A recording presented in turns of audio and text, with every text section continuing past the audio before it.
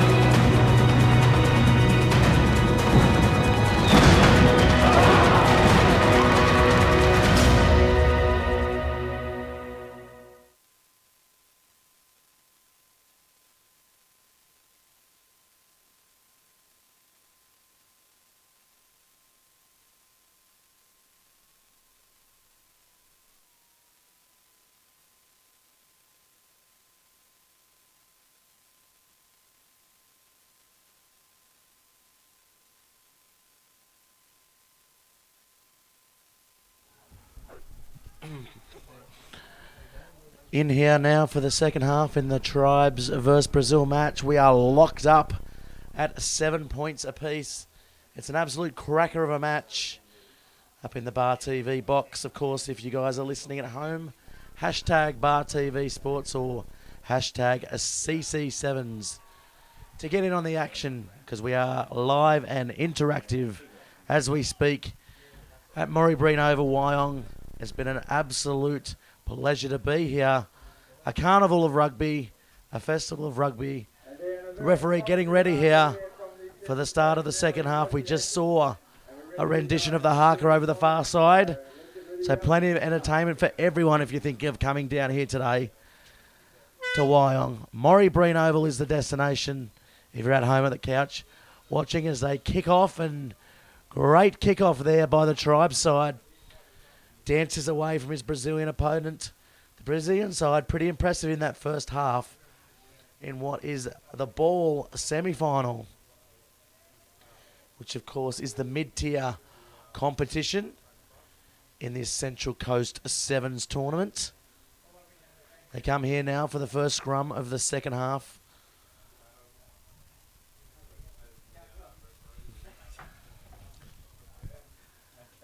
As we come together, the shenanigans keep going on and on in the Bar TV boxes. I'm joined again by my colleague, Pete Jolly, the happiest man in sports commentary. Thank you, Mr. Wazik. Always a delight to be back with you in the commentary box. How are you going? Mate, you sound refreshed, that's for sure. It's amazing what a bit of caffeine can do to you. Thank you to Coca-Cola. I tell you what, if you are listening out there, Coca-Cola, we will take your money as a sponsor. As they get around here, the Tribes, it could be trouble. A little goose step there, and that's a great try to Bennett. Leslie, as he brings it around, skips down the touchline, and make no mistake, that is a great try. Great individual effort there by Leslie. It was. As they now come to take the conversion straight in front of the sticks. Straight in front of the sticks. And it is now, as Gareth just alluded to there, 12 points to 7 on the Bar TV scoreboard in favour of the Tribe. And they are on fire, aren't they, the good old Tribe boys? They know how to do it, that is for sure. Yes, and that is for a couple sure. of number changes. The number 7, actually Georgia, and more so. A couple of jersey swaps in this tournament. Getting into each other's sweat as the kick comes now. It's a good one, but no, just a little bit too far, and they'll take that back up to the halfway for a short arm restart. The Brazil side not too eager to get the ball in, just probably flailing underneath this heat at the moment. The wind has picked up, mind you, and swung around to the south here on the Central Coast for the Central Coast Sevens, and that's a good tap restart.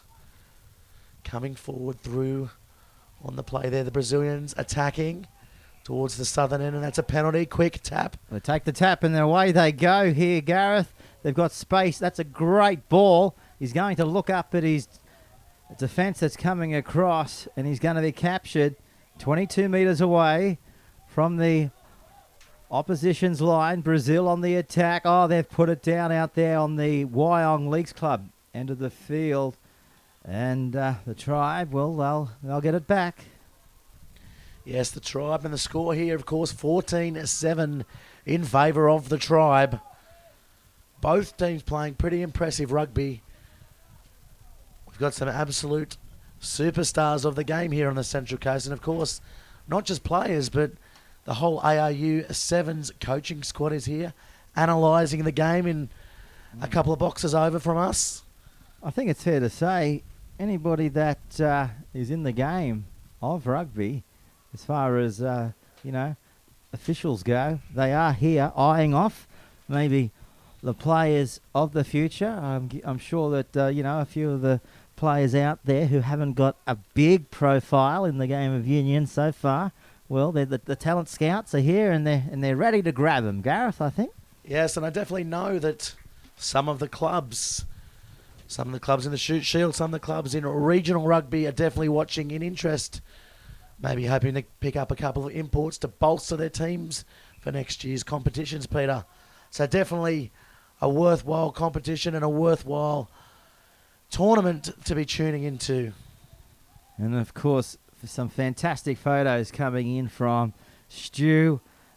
Click onto the Facebook page and check out our bunker up here high in the broadcast box as we see now the Tribe breaking free of 1, 2, 3 down to the 22. They'll get up.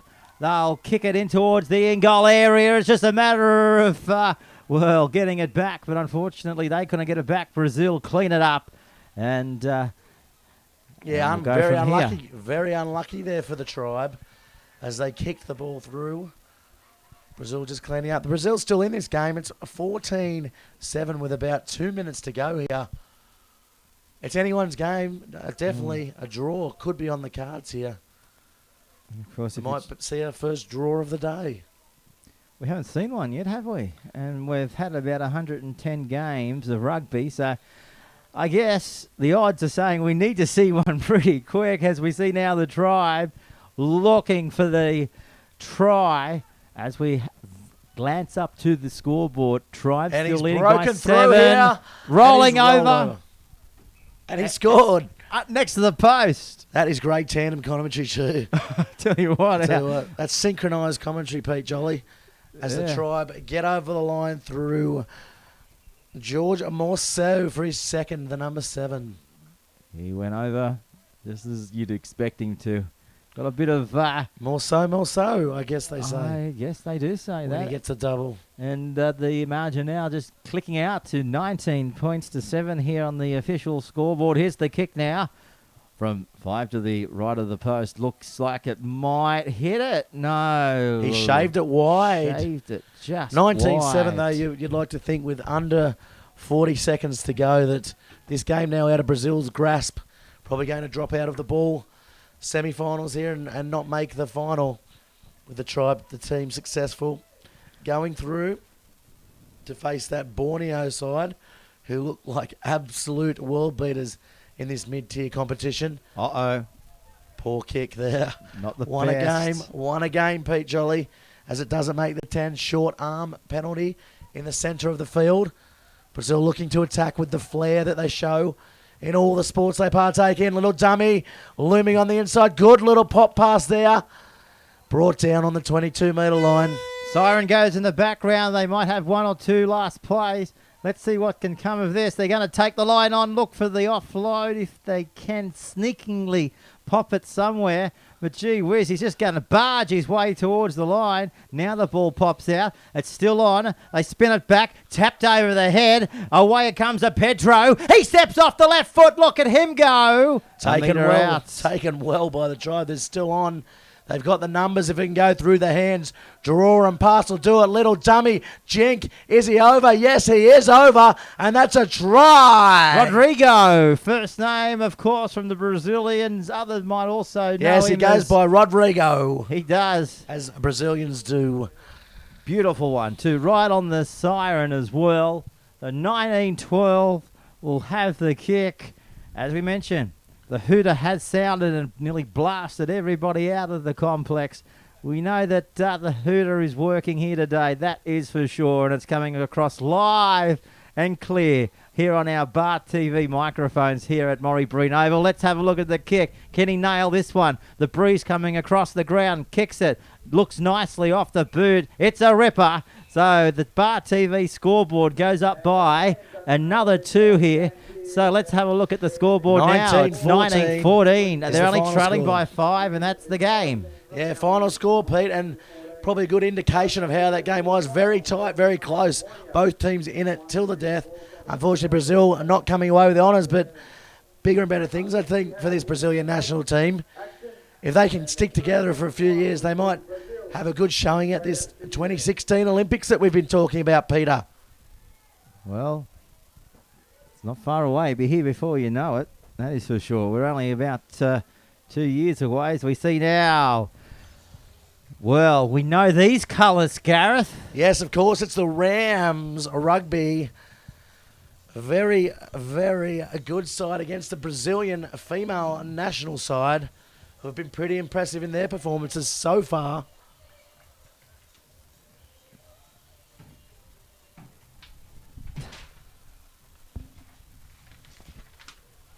And this is the first of many blustery breezes we've had throughout the afternoon, of course. It won't be the last as well, but it's great for the players out there to be able to not have that high humidity which we are experiencing here on the coast right now as we go through our 35,000 pieces of paper to give you the team lineups as they will take to the field. It's what you call organised chaos. I don't know about organised, it's just chaos in the Bar TV box with this breeze causing havoc for us. Papers flying everywhere, and that's a break off the kickoff by the Rams and pulled down just short of halfway. I think it'd be fair to say the time we go through all these pieces of paper, the 14 minutes be up. I think that would be fair to say, Pete Jolly, as the Rams coming through now. Of course, the Rams with a couple of the Ruse players in their side, led of course by Chloe Butler, has the ball right now as we speak. The former winger turned lock. Good hands. Good ball thrown out there. They have the numbers. Calling on the inside. Dummy. Switch. Passing. Ball still alive. Popped up.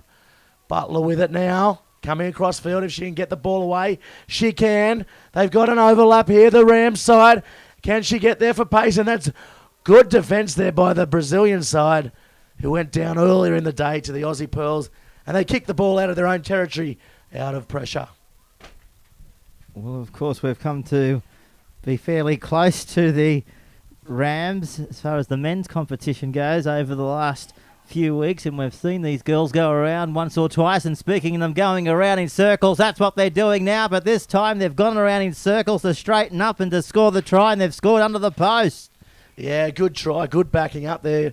Maybe a little hint of a forward pass on the end of that, but the referee's going to call that one as good, well and good. As we come now, we thank the producer for bringing up a bottle of juice for us. No expenses missed here in the Bar TV box. Oh, that's all chaos. Anyway, well, guests keep on coming, rolling through the doors here at Bar TV, and we've had the Prime Minister, and we've had nearly every invited guest that you can think of.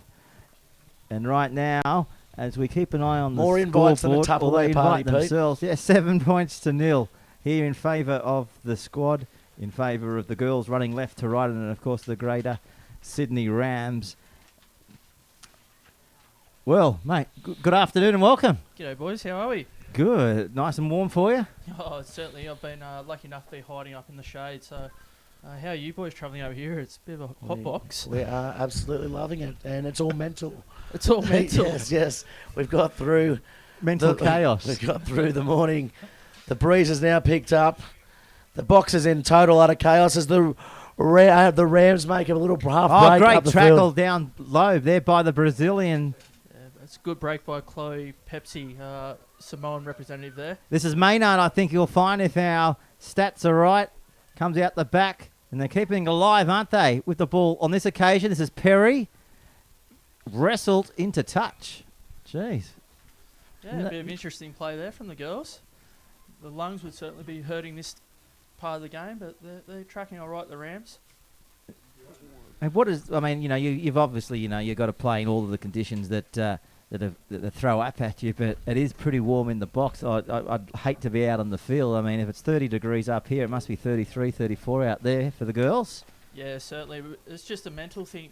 7 minutes of hard work, but when you're on repeat efforts, it certainly drains you, and this is where we're getting a good insight to see where all our state girls are at with their fitness. So, yes, definitely. And Nathan, you're the coach of the state side. What plays here on your radar in the Rams? Of course, Butler, Australian representative. Yeah, certainly Chloe's out there, but we've also got Lecky in the yellow boots running down the sideline at the moment.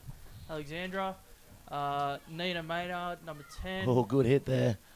Stevie Lee. So we're actually full of our state girls here in this Ram side. Yes, of course, the Rams representing Oh, Western City, Falcon. and she's That's kicked the it Falcon right. of the tournament. If you ever want to see a Falcon from the Central Coast Sevens, get a replay of that. Straight into a noggin. It's nearly taken a face out. That'll make the highlights real. That's for sure. The bloopers reel, maybe. Whatever reel you want to put it on it, be on it. We've got more reels in a fishing shop. We've got more papers than the photocopying shop. As the ball comes in, dropped there by Butler. Expect better from Butler. Of course, she joined us yesterday in the commentary box, having a bit of a word. Tell you what, that was very catchable though, as they come now for a scrum. Having a chat, just regrouping, sucking in the big ones. I tell you what, the players look a little bit fatigued coming to the later end of this Central Coast Sevens tournament. How much do you think a 2-day tournament takes out of these girls, Nathan? Oh, it's certainly very taxing. You've really got to body manage a lot of these girls through these tournaments. Their fitness base isn't great at the moment, so the program's just starting. But we've just had a fair few interchanges there. So number 7 is Hannah Seo at Wallaroos. So you've got 3 Wallaroos out there at the moment for the Rams. So it'll be interesting to see how they go from here on in. Yes, of course, the Wallaroos are the Australian Rugby Union representative team for the women and doing really well on the national stage. Of course, a couple of other teams in this tournament with Wallaroos representatives, as we have a bit of an injury here to the Brazilian side. Now, Nathan, talk us through the New South Wales setup. Of course, the Australian women's setup, that's fully professional now. They've got centralised contracts. How far away are the Waratahs or the New South Wales side from that? Oh, look, that's a long shot there. The New South Wales program is virtually a pathway to get into that national program. So we're building to March for the Nationals. Currently, we do have 12 girls in the squad, so we've got a fair chunk of them already. And little break here by the Rams up the middle. She's going to go all the way under the 6. The Brazilian girl after her, but little swerve at the end, and that'll be a try there to Biana Marley. Mate, tell us what you know about her. She looks like she's one to catch. Biana Marley. Yeah. Guys, I think we've mistaken that. I think that was Chloe Lepepe, number 6. That's her twin lookalike in the side. Twin lookalike, very true. Chloe's a Mano Samoa representative and also plays a fair bit of international rugby league as well. So she cross-code hopper, but she's fantastic. Yes, of course, it was number 6, not number 8. Of course, we are not prone to gaffes here in the Bar TV commentary box. Well, we were given this squad earlier today, but there's been a few changes, mate. Yeah, definitely a few changes, but what's not going to help you guys? There's actually a couple of number 6 running around out there. The Rams have done a great job with their jersey set up for you guys, so I'll have a chat to their management for you. Thanks. Yes, have a little. Get on the phone to Marshall. Yeah. If you are listening in there, Marshall. Maybe we next need to time they sort go it around, out. we might have different colour socks for the girls so we can identify them by their ankles. Maybe. Or ribbons. Ribbons it's is always easier. a way, or we can just follow Chloe Butler's lead and get them all in nice coloured headgears. Indeed. Yes. Wearing the ankle socks too, Chloe. Setting fashion alight in the rugby world is Butler. And There's that'll the be siren. half-time. That is half-time. Semi-final, 12-0 here 12-0. to the Rams. Oh, and there's an injury here. Doesn't look good for the Brazilian girl. She hasn't moved. Bit of a head clash. Referee calling for some urgent medical attention. As far as injuries go, you got everything so far in this tournament, or you've had a few niggly ones? The girls picked up a few niggles, which you are going to pick up in these tournaments, but also in our squad we've got a few girls coming back from ACL reconstruction, so we've got to manage those girls, get them right for nationals, and it's just completely body management. That's what it comes down to, these sevens tournaments, making sure you know when to push them and then when to back off them. And mate, you have a good team around you as well? Yeah, sensational team. I've got Steve Benny as our development coach who works with the Sydney Uni women's side. Jed Hogan as assistant to the program. He's been through the New Zealand system and like all Kiwis like to come across the ditch and make Australia home. So look, great for the coaching staff side of things, and we've been lucky enough this year to bring on SNC and Mick Stevens, and he's going to take the girls to the next level, hopefully. Yeah, of course. And as far as sponsorship goes, of course, any rugby club, any rugby team relies on sponsorship. How are you guys going for that side of the business? Yeah, that is a struggle, for women's sport all across the world. That is a battle to try and get these girls recognised and funding. But, there are some loyal sponsors out there, but we're always looking for people to jump on board. And I'll tell you what, you can't meet a better bunch of girls or a better brand to promote your company, everything in these young ladies. They'll certainly go the extra mile and help you guys out, get your business out there. Yes, definitely. And I've heard Chloe speak a couple of times and a couple of other girls from the Ruse. Definitely someone you can put in front of your corporate brand. Oh, definitely. Chloe's a great public speaker. She leads from the front, and a lot of these girls do. They're quite happy to go out of their way to help your business out and really support you guys for the support you show back to them. Yes, definitely. As we come now for the restart in this second half, Rams versus Brazil. 12-0 the scoreline in favour of the Rams. And of course, we've had the opportunity over the last month or so to broad telecast the men's NRC squad, haven't we, Gareth, in the big time league? And you're building towards something great out there, aren't you? Yeah, it is a hot spot out there, the Western Sydney area. You've got a lot of sport and competition out there with the rugby league and AFL, but there's a massive Polynesian community out there, and you'll see a lot of these girls in the Western Rams, they do come from the Polynesian community, and it's absolutely love tapping into their rugby, so we're very lucky there. And every time Gareth and I, we go to Pertex Stadium now, we love to see the Ram on the sidelines and that horn music that they play before the men's NRC.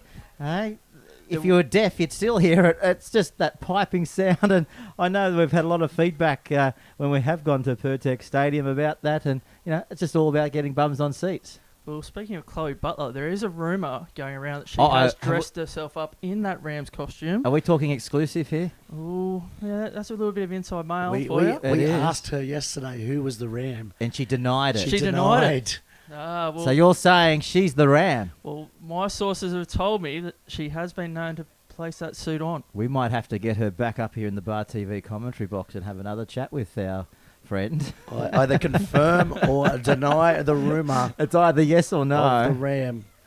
Well, one thing's for sure, look at Nina Maynard out there. She's definitely not the Ram. She's only 5'2", so you got more chance with Chloe. Yeah, it's definitely a pocket rocket, though, Maynard, isn't she? As the Brazilian side coming through. The Brazilian side look pretty impressive, though. They throw the ball around well. Probably a couple more years and these girls are going to be, up there Good on the tackle. world stage, I'd imagine. You needed that tackle there from the Rams, and they were able to knock her down. But here we go. Here's a foot race. Looks like Brazil will be getting their first try of the afternoon. They're coming around to improve the position. So it's 12-5 with a kick to come. Yes, great little piece of individual brilliance bringing the ball around there by the Brazilian side. They're back in this game. They are. That was the try they needed, and that's the try they've been able to sniff out. And you always love to score a try for the goal kicker to convert it. Here's the chance now. Toe punts it. Did she get it? She's missed it. From in front. From right in front. Oh. That could be disastrous here. Well, in this match, Wyong. And she's been hooked for it. She's getting straight off. She's going back to Brazil on the early flight out of Sydney. Yeah, she's shaking her head. She's not happy with herself. I think she's actually hooked herself. Well, that could be a first. Even Joe Bishop over there in the photo, in the Joe Bishop stand, is shaking his head. In the photo, I can see him shaking his head across the stand as we come for the restart. Hooked herself. Good little ball. We've seen it all. And now the Rams. Let's see if we can put it together here. Over the halfway line they go. Good support play. Good ball out here to the winger. Over the 10. And no use going off the team sheet because it's all back to front, isn't it, mate? So we'll just stick with the numbers and you might be able to fill the gaps. As we see now the 12. Oh, she's been met front on. Good ball out the back. Referee's called it up here. Yeah, just going forward. Going forward. I'll jump in where I can, guys, to help you there. But, yeah.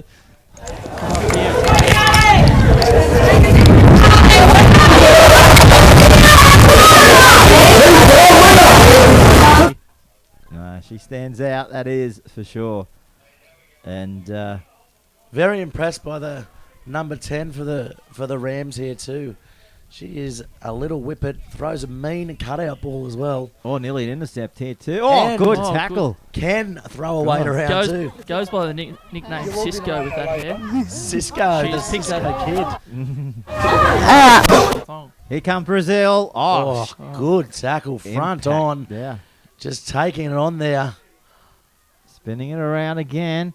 They've had success on the edge, but the defence is trying to catch this little whippet. She's away. She's over the halfway. Nobody's going to catch the Brazilian, and she has gone 50 metres, and they've scored another try out of the post. They're coming back, Gareth. Well, I'll tell you what, the Brazilian on the runway there and taking off down the sideline. What a great try there for Brazil. Oh, she was on takeoff mode for sure.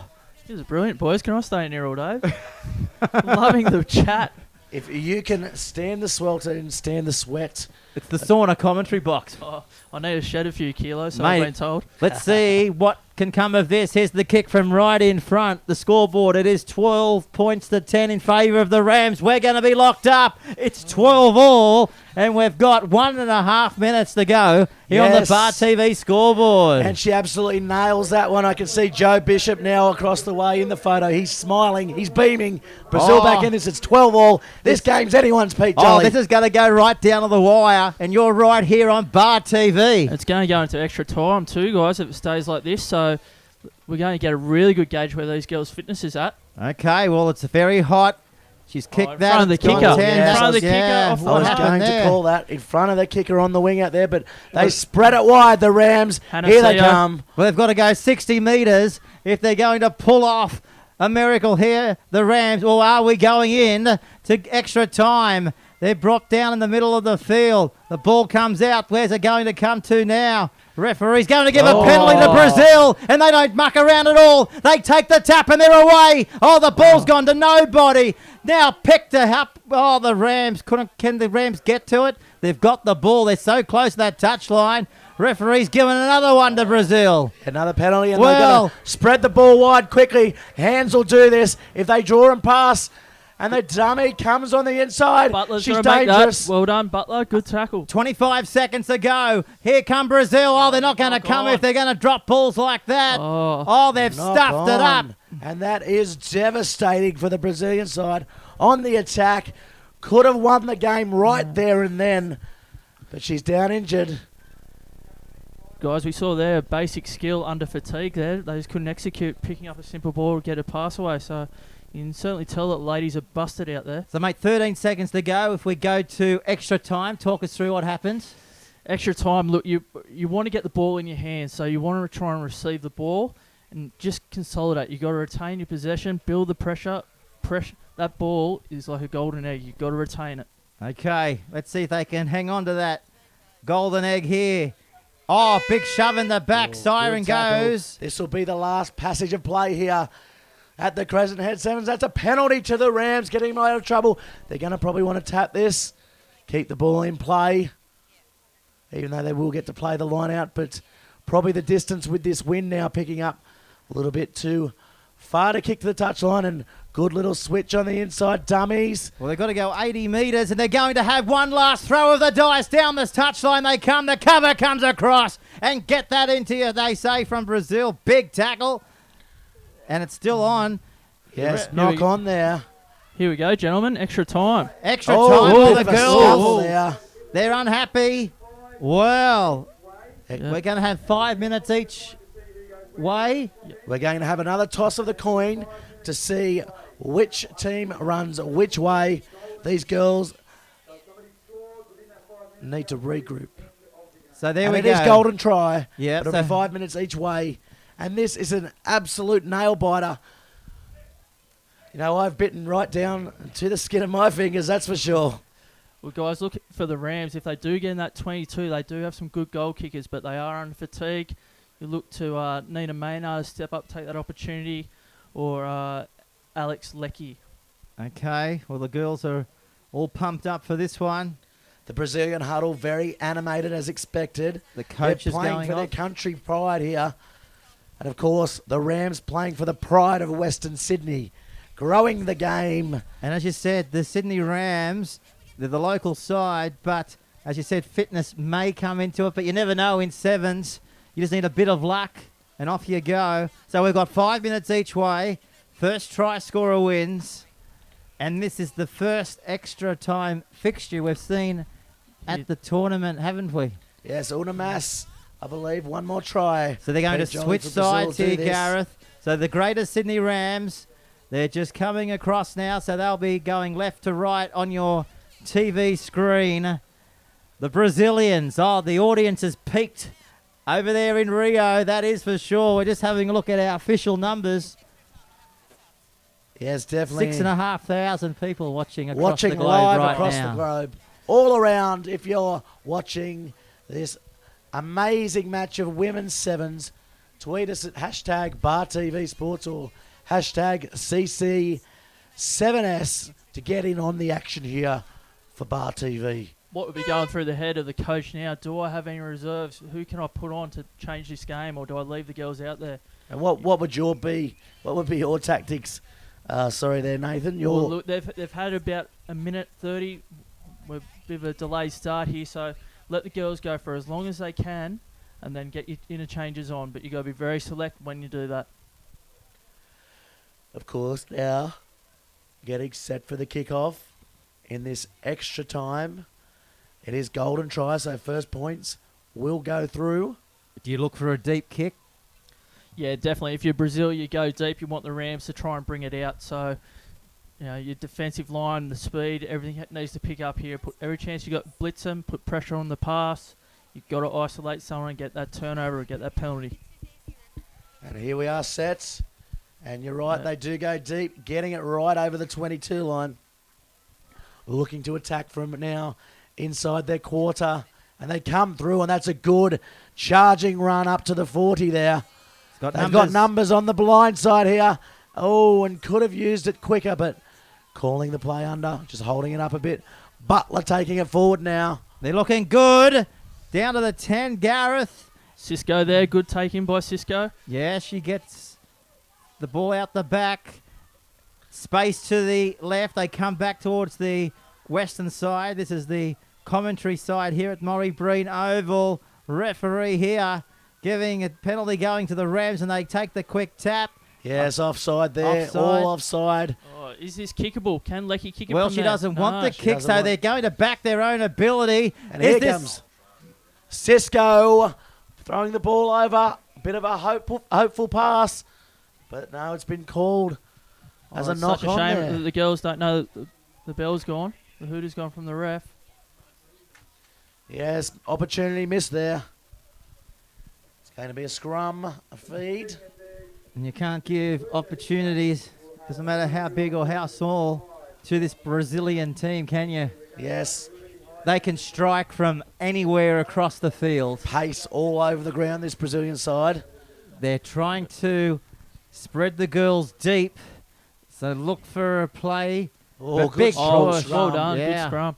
They've In the won that scrum, they've against got the it head. against the head. Good pick up there by the Rams, and they're inside the 22 now. Brazil come away with it. Can they offload? They got the space to the right. She's got to pass. I don't think she's going to pass when she needed to. She passed too late. Yeah, should have passed that. Over there on the far side, the danger. The speed out the wing, on the wing, already bagging a double. Really watch here for As number 11 for the Rams, Patricia. She's quite a speedster. So if they can get the ball wide to her, there's a very good chance she'll go in. Okay, well, Patricia is the closest to the camera. If you're looking at your monitor right now, she's right out here on the wing. Number 11, Patricia Ricardrak. Let's see if the Rams can go all the way here. They've got a penalty from right in front. What do? They're going to take the tap, and they're Cisco's away. off. Cisco bouncing around like she's been doing for the last 14 minutes. Oh, And Brazil, here's another Offside. penalty. oh, And they That are is piggybacking them to the try line here, this Brazilian side. There's just no discipline, maybe a little bit of not understanding the rules fully, or just being too eager here. Well, they need the try. That's what they need. First try scorer over the line takes out the match. Where's that man, the lady that we were talking about out here, Patricia? She's trying to Calling get to the for it. ball. The sideline. She she's wants wide. it. She Good wants an defence though opportunity. by Brazil, and Brazil have come up with it. Oh. And it's a Brazilian feed off a knock on there by the Rams. And this play, and this is an exciting match.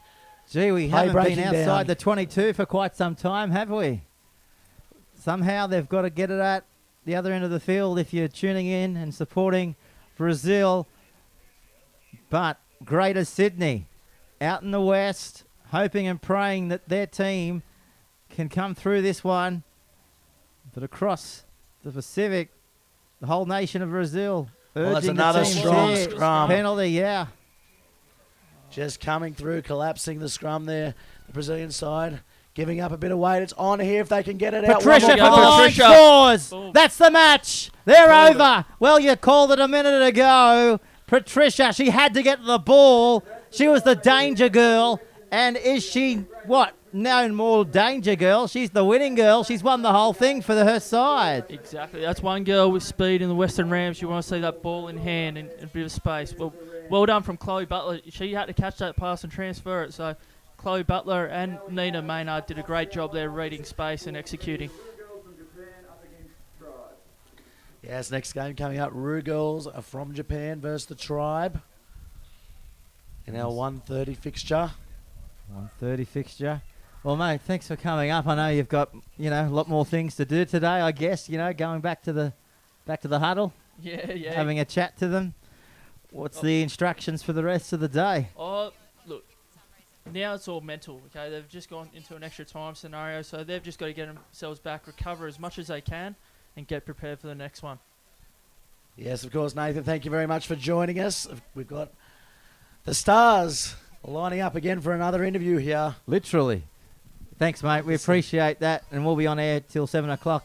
Feel free to come back in. No worries. Appreciate that. Well, no stranger to the Bar TV commentary box. You'll know that. Hello? I'm still talking. I'm getting it out of my system before the game. Right. Apparently very loud. It has been loud, and it's been loud out on the field today, hasn't it? It's been a tremendous festival today on finals day here at the Central Coast Sevens. And, well, what do they say? What do you know? Well, I'm kind of interested to see this matchup. Prior to the tournament, we've been chatting a lot and I'm tweeting a lot with the Tribe Sevens team. We were hoping to come across them in the Cup quarterfinals, but it didn't quite align that way. Our stars weren't quite aligned there. But kind of interested, too, in this team from Japan. We Right scrimmaged to go! against Japan when we were in Las Vegas earlier in the year. And they're always a disciplined side, very skilled. The Tribe might have a little bit of size on them, so it'll be interesting to see how they match up. Yeah, Japanese side definitely got a lot of pace as well as we saw from the earlier game today. Spreading the ball wide at its first instance. Tribe, as you mentioned though, they have got a little bit of height here and a little bit of weight advantage. And the Japanese side Release just keep tackler, coming you gotta all release day, it don't they? first. They've got a lot of heart. They're a really relentless team and really solid with their tactical fundamentals too. What's interesting about this Tribe side is they have a couple of girls that are with them from the Netherlands. But your knees are up. A couple that we might be looking to pick up on some of our other tours as the year goes on. Yes, definitely a good mix here for the Tribe side. The invitational side here at the Central Coast Sevens. Coming forward now. So how's your weekend been anyway? Our weekend's been just fine. We're kind of used to this weather for our summer sevens in the States. This is pretty familiar territory. Getting the tan on? Tan or a sunburn, a little of both. But The solarium. good course. souvenir to take back home. Slip, slop, slap is the motto we have over here. Hope you've got your 50 plus on. I do. Fantastic. We don't want you going home with, the big C as ready. Exactly. Bind. A good old-fashioned Set. lobster tan is what our Americans normally have, That's- but I'm sure the Americans That's your first one, girls. tan Come up on, a let's little get bit it better set. than our northern friends. We do like to say sunshine. I don't wanna see it again. Can we get one of those things Crouch. for Bar TV crew? Absolutely. We Bind. have extras. Oh, well, Set. next time you come up, don't be shy, bring it up. We'll take anything free up here. Oh, this could be the first try to the Tribe. Over they go in the corner. Yeah, good try there.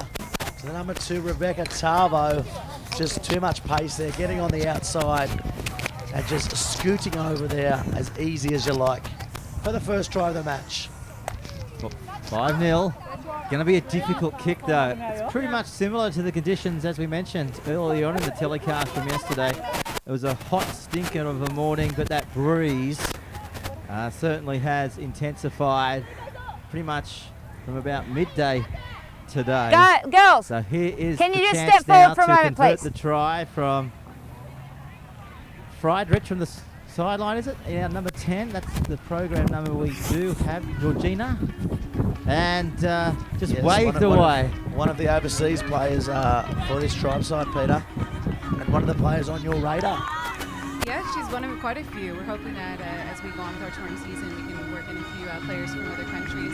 When we played earlier in Las Vegas, we had 4 players join us from Australia, including Wellington, Baja, Cheyenne. We played up in Canada and Calgary earlier this year too. Had from Canada players from British Columbia. Some of these girls we played against the Maple Leaf side too, so we can get them in jerseys in addition to Emily if they won those for the weekend. That's something that just helps our program develop further to have players from around the world with different playing styles, bring a little bit of oomph, similar to the Tiger experience with their highly regarded men this weekend. So what, the Tigers were very impressive. Unlucky to lose in that first game there. The Devina side winning just on the bell there. Tell me a little bit about the differences between, I guess, the Tiger and the Star side. I would say the Tiger team is very well established within the United Crouch. States. They've got a fantastic program. Bind. Their coaches with James Sit. Walker and Paul Holmes. I actually play for the same club that Paul coaches back in Ohio for my own sevens team. That's the 1823 side that Captain Taylor Howden comes from. But they do a lot of development work. They have their own Tiger Academy. And oh, who's that with that breakaway? Yes, another try there to the number 9. Mariula Blesses. I guess that's another one of these Dutch players that you're on the radar for. She looked like she had plenty of pace. She'd be a good one to pick up. Yeah, that's what we could use. We could use that final speedster that can just pin her ears back and run for the corner.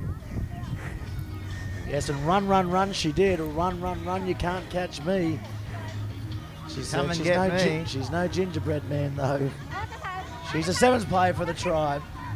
And that now makes the score 10-0 with a kick to come. And didn't look like going over at all, that one. No, indeed. I was just going to ask too. I mean, there's a lot of emphasis, on attacking rugby and that. But how much practice do the girls have with their drop kicks? Do you really put a lot of time into that, or is it mainly the attack? I think that at least in the U.S. we focus a lot on our team skills.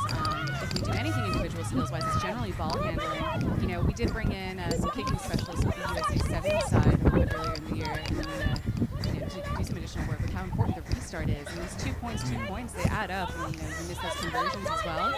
So I think if there's anything to focus on, when I do my own coaching, I make my players go through ball skills very similar to what you do in soccer, right foot, left foot, making sure that they will get it up, get it down, wherever we need. But on a day that's as hot as this is too, it's a little hard to focus again and get those difficult drop kicks. Oh, yeah, especially if this, swirling breeze. Here we go again. They could be there after their third try for the line. Can they get there? You bet they can. Well, that's their It's the third try of the afternoon. on that wing, and that looks like the danger zone for them. And I guess we had a Janiki Hodgins, and that's a hat-trick for the Dutch influence in this tribe side. And again, another one on your radar. Yeah, we'll keep watching. We'll make sure that we get a right-footed kicker that can slot those conversions that if they come and play for us, because that corner's been pretty hot. Well, here we go. Let's see what can come of this conversion. This one looks okay. Might not just have the juice. Yes, just didn't falls have the up legs. short. Did not have the legs there, the Tribes. Goal kicker. The score now goes out to 15-0. Unable to make a conversion so far. I'll tell you what, they look pretty red hot, this Tribe side. As they go for the restart. That's a good high restart as they come through on the ball and bounces off the chest. The Ruse 7 girls looking to counter-attack. This is the first opportunity they've really had with the ball. Just over their own 22-metre line now. Moving forward, they're going to have to use this one. Use it! As we hear from the referee, use Get back it. 10. Well, Yep. yes, I got and it, unable to thank get you, the ball ladies. out there. That's going to be a Tribes scrum feed, and again, a great attacking opportunity here. Probably looking to go straight to that wing. Over in the corner again. Take the score to 20-0. That's how I see it in my little fairy tale. I think it seems a pretty likely scenario where they can control this scrum and move the ball pretty quickly. Yes, and Hands will do it again as they come forward. This will be the last play. She cuts right through the middle and she breaks one. She breaks another trip to the end, ankle tapped. Held up there by the Ruse 7s girl. Good desperation defence. They can attack both sides here. It could be on, but the Ruse 7 girls coming through. That's a penalty there for holding on. That's the half, guys. But that's going to be half time. Sorry, okay? The Ruse 7s girls need to go back and regroup and come out firing in this second half. Exactly. Well, there you go, as we mentioned. Half time in the main ground. It's all in front of the Rue girls. They're down by, well, they need 3 tries pretty much. That's the bottom line, isn't it? It's 15 points to 0. And they've got 7 minutes to turn it around. Can they turn it around? Anything's likely, but are they playing good enough? The Heat's obviously zapping it all out of them. Yeah, it'll be interesting to see if they can actually get the ball in hand and advance that even across midfield, as they've been pinned back within their own 22 for most of this game. I think, a break or two, a quick try right off the kickoff could certainly change how things go. It just depends if they can calm their nerves and keep their hands strong and make a little go of it. And that's what you'd tell them? Okay. Yep. I think the emphasis in sevens is that if you just try to win each half, because each half will be so drastically different. If they can come out strong, and like I said, the advantage in getting a try right away, right to open the half, would certainly swing a little momentum in their favor. Similarly, Look, we've just managed to stop me talking constantly. Down, the game would be over. Okay? Okay. Yes, We've achieved 1 goal. We're working on the teams go signal out one again, now. Starting at 0-all, looking to win their half. With such a deep bench as well, I think that's the case. You can bring on up to 5 Yes. subs to change that. Yes. I went, oh, so that's a stoppage. No, it's not. It's already blown it. Each team makes. They do have another game. Yeah. Is that correct? Yes, that is correct. The final yeah. match. Now, how important is the bench? I think it's extremely important to have a deep bench. You want to be able to replace speed with speed and kind of put that final nail in the coffin when you do have a lead like this. You want to make sure that you have similar skills when you bring your subs on. A lot of our bench from Star 7 can play multiple positions because we're only one place prop. You saw her earlier. You can move it over as long as you're in lock. Scrum half of that side with the ball in hand and tackling the other team's scrum half of the back of the scrum is a pretty dangerous thing. Yeah, good option to bring on with a few minutes to go. Yeah, and I think making sure that you have someone that is an area specialist too, so just someone who's able to get that ball up in the air, really finds that you do have those restarts for kicks and lineouts. That's easy tries that just come from possession and getting the ball up quickly. Yes, the Tribe immediately spread the ball off the kickoff. They've got numbers if they can get it out wide. Coming back on the inside now. Good play. Setting up well here. Tribe, they've got numbers on the outside, but she goes to ground. Coming through there. There's going to be a penalty. Oh, I had the gates, advantage. so to speak. I do have to ask, is this fairly common when it comes to Australian rugby with the referees? It might be just a little bit different than what we're used to in the States, but it seems like there's been a large amount of penalties in all of these matches. Yes, I guess normally the referees are a little bit looser in the sevens format, but definitely well disciplined, let's say, in this tournament. Yeah, I think definitely this is growing and establishing their own style of refereeing. I think definitely some of these ruck penalties are a little bit too obsessive for mine, too. Do you think too that, strict, I think. I don't know. I was just going to get your interpretation. Do you think this is impacting on a lot of team styles? Ruck was form. I think some of it does because some teams really focus on breakdown and teams specialize in different areas. I think our side received a lot of penalties with holding on, or sometimes referees with their different styles of calling play an advantage or not. Kind of affects play. We had one play called back in an earlier match yesterday where one of our players was about to break through and we had the advantage. We would like to see that go a little bit longer. Yes, because we had the advantage in the possession, and that just varies from rep to rep. So we've been adjusting our plays and things gone on and trying to minimize those penalties because you don't want to turn over the ball. Yeah, where you are. Yes, it's one of those things that I've said that a couple of times in the commentary that you make it. No, you're too close. Now give me 10. Right. A couple of times there's been a couple of tries not been had as the number 9 Balesis converts her own try as they come back now. The score 22-0. 2 for 22, as they say. Still think the Aussies, though, are the ones to beat. What's your thoughts about the Canadians? Yeah, I like the Canadian team. Yeah. I think really done a lot with their program and centralizing and having those players all living together out in their Rugby Center for Excellence, I believe it is, in British Columbia. You know, familiar with, friendly with a lot of their players too. So always like to see them succeed, another North American team. Wow, that's quite the little hit there. Yeah, good contact, good tackle there, and that's going to be a penalty. This Tribe's not releasing the ball. Back here. And again, unlucky for the Ruse 7s. I don't know if that constituted a penalty. Maybe a little bit more time to release the ball. Let's go. Yeah, I think we're looking forward to some great semifinals, though. I mean, that Fiji side is one to be reckoned with. They were only on a couple stops of the IRB circuit last year, and they did play recently in the CC7s, taking third. You know, they're a team that people maybe can be a little bit surprised by. They play a very Fijian style of rugby, but on any given day with any given team, you never know. It seems like they're pretty full strength. I know Canada's resting a few of their stars. We did see Jen Kish suited up this weekend. Same for Australia, a few of their girls. But they also had a lot of rugby they played recently between the Gold Coast Sevens. They've been scrimmaging all week. So should those two teams end up in the final, they'll be pretty familiar with each other. And it'll be interesting to see what plans they bring to beat each other, what tricks they may have up their sleeves. And it'll be a fantastic matchup. I think any of these semis and any of the finals coming up with this afternoon are just going to be fantastic rugby on display. As long as the heat doesn't get too oppressive. And that's the thing about the Central Coast heat. Sometimes the mercury can rise in the afternoon. Yeah, so they're predicting thunderstorms this afternoon as well. At the Bureau, they're predicting a few thunderstorms come at about 5, 6 o'clock. So not ideal, because I think the plate final and the cup finals are on between 5 and 7 tonight. So Good tackle over on the far side by the Ruse 7s. You're on the attacking tribeswoman as they come out now. Got numbers if they can put it through the hands. She's going to take them on. Bumps one off. And easy as you like. Physically dominant and just goes over under the sticks there, the Tribes. And that's going to take the score to 27-0. And it's turning into a bit of a blowout here. What are your thoughts on this Tribe side? They're pretty impressive. Unlucky to be in this division, as you mentioned before.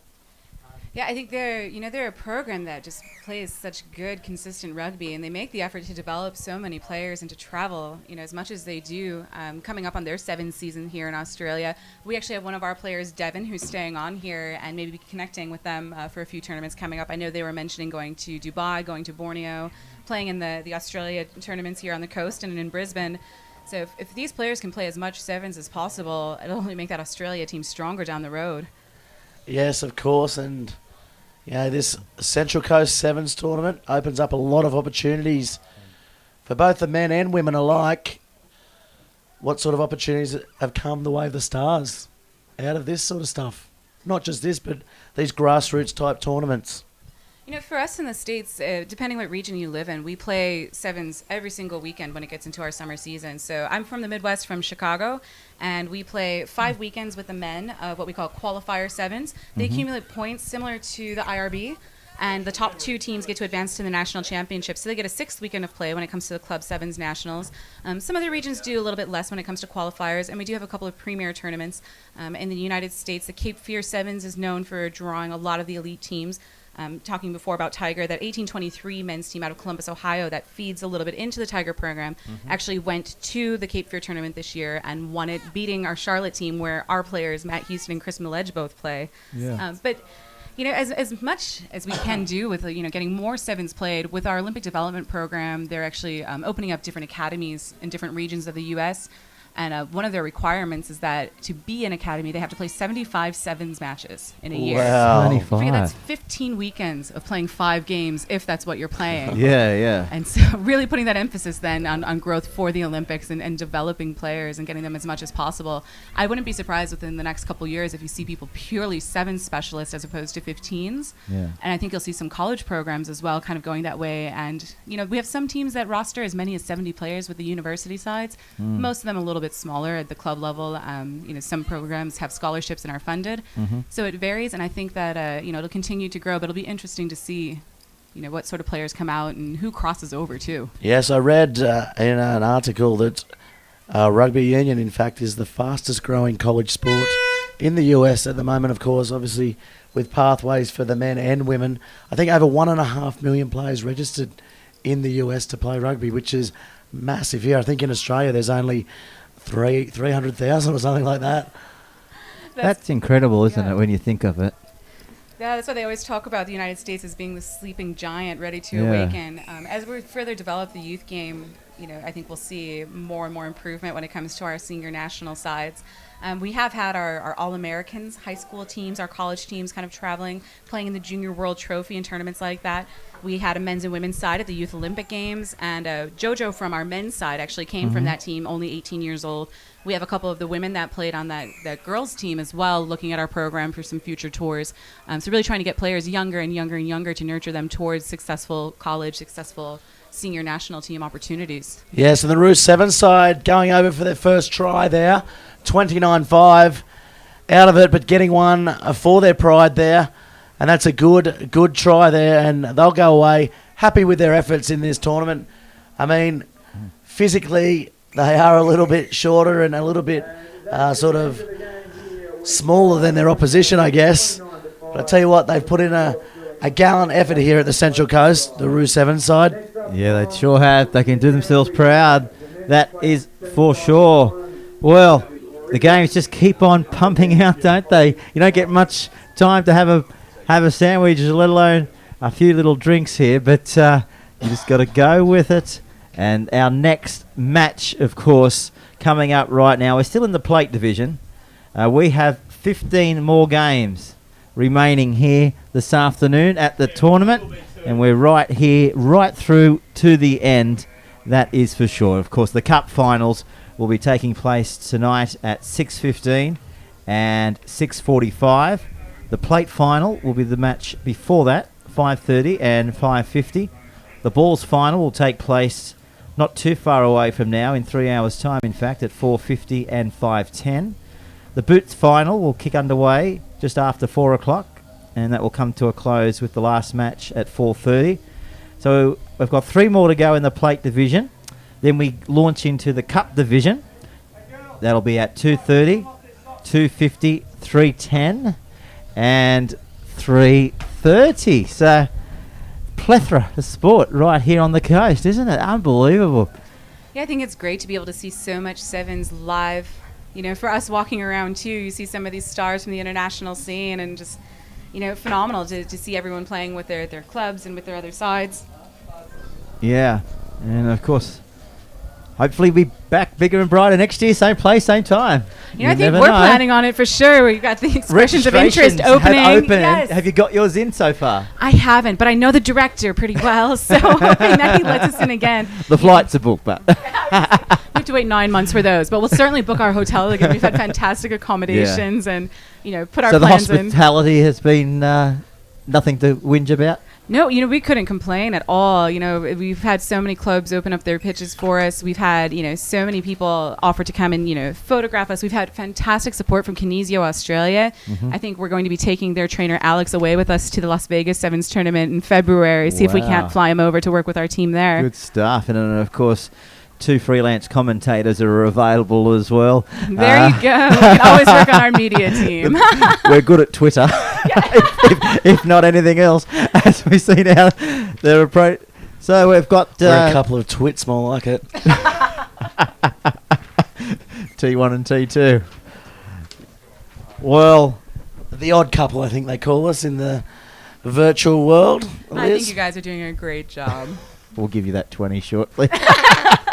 We can up it to 50 if you can say it again.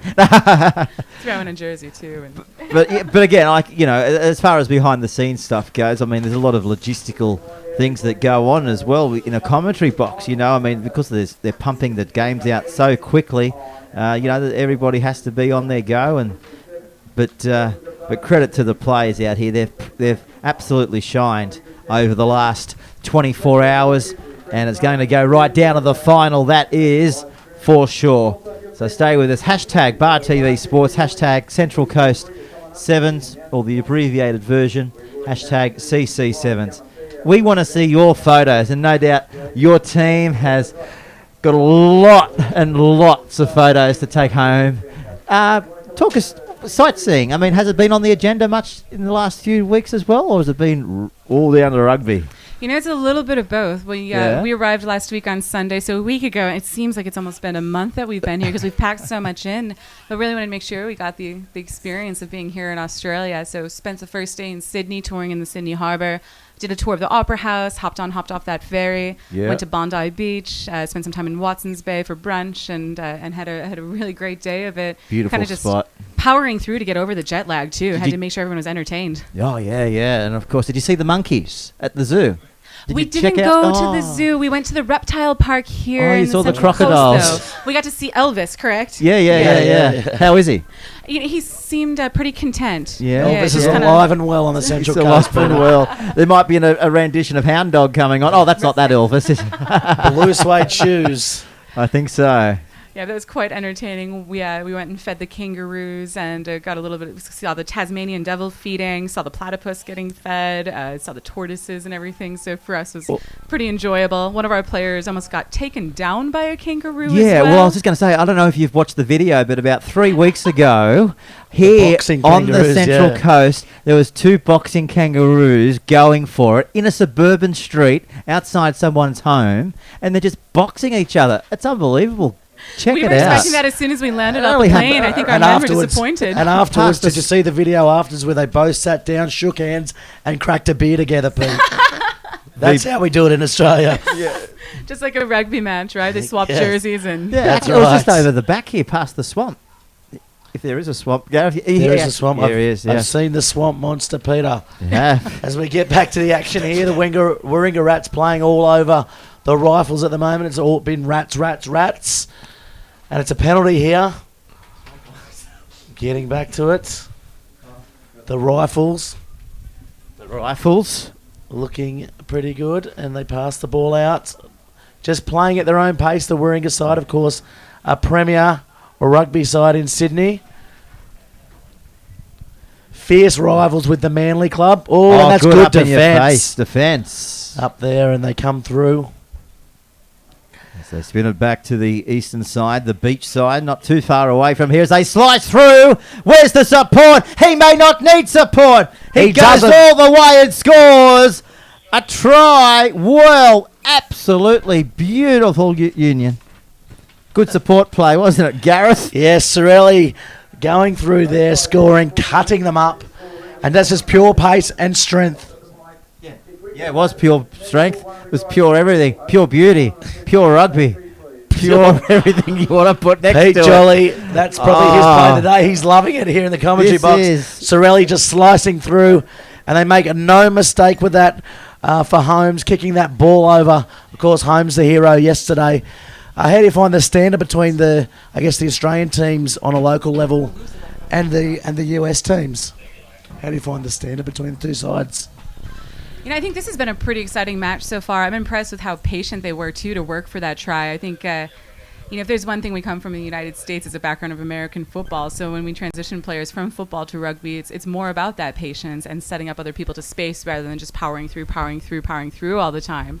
When we were establishing our patterns for this week, too, it was really about trying to work that ball wide. And we always say, let the ball do the work, work smarter, not harder kind of thing. Yes. Plus, it's just prettier rugby when you find that green areas to run to.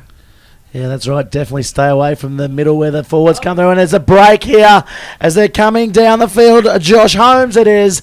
Again, the hero from yesterday, touching it down for our American friends listening at home. It's a try underneath the sticks.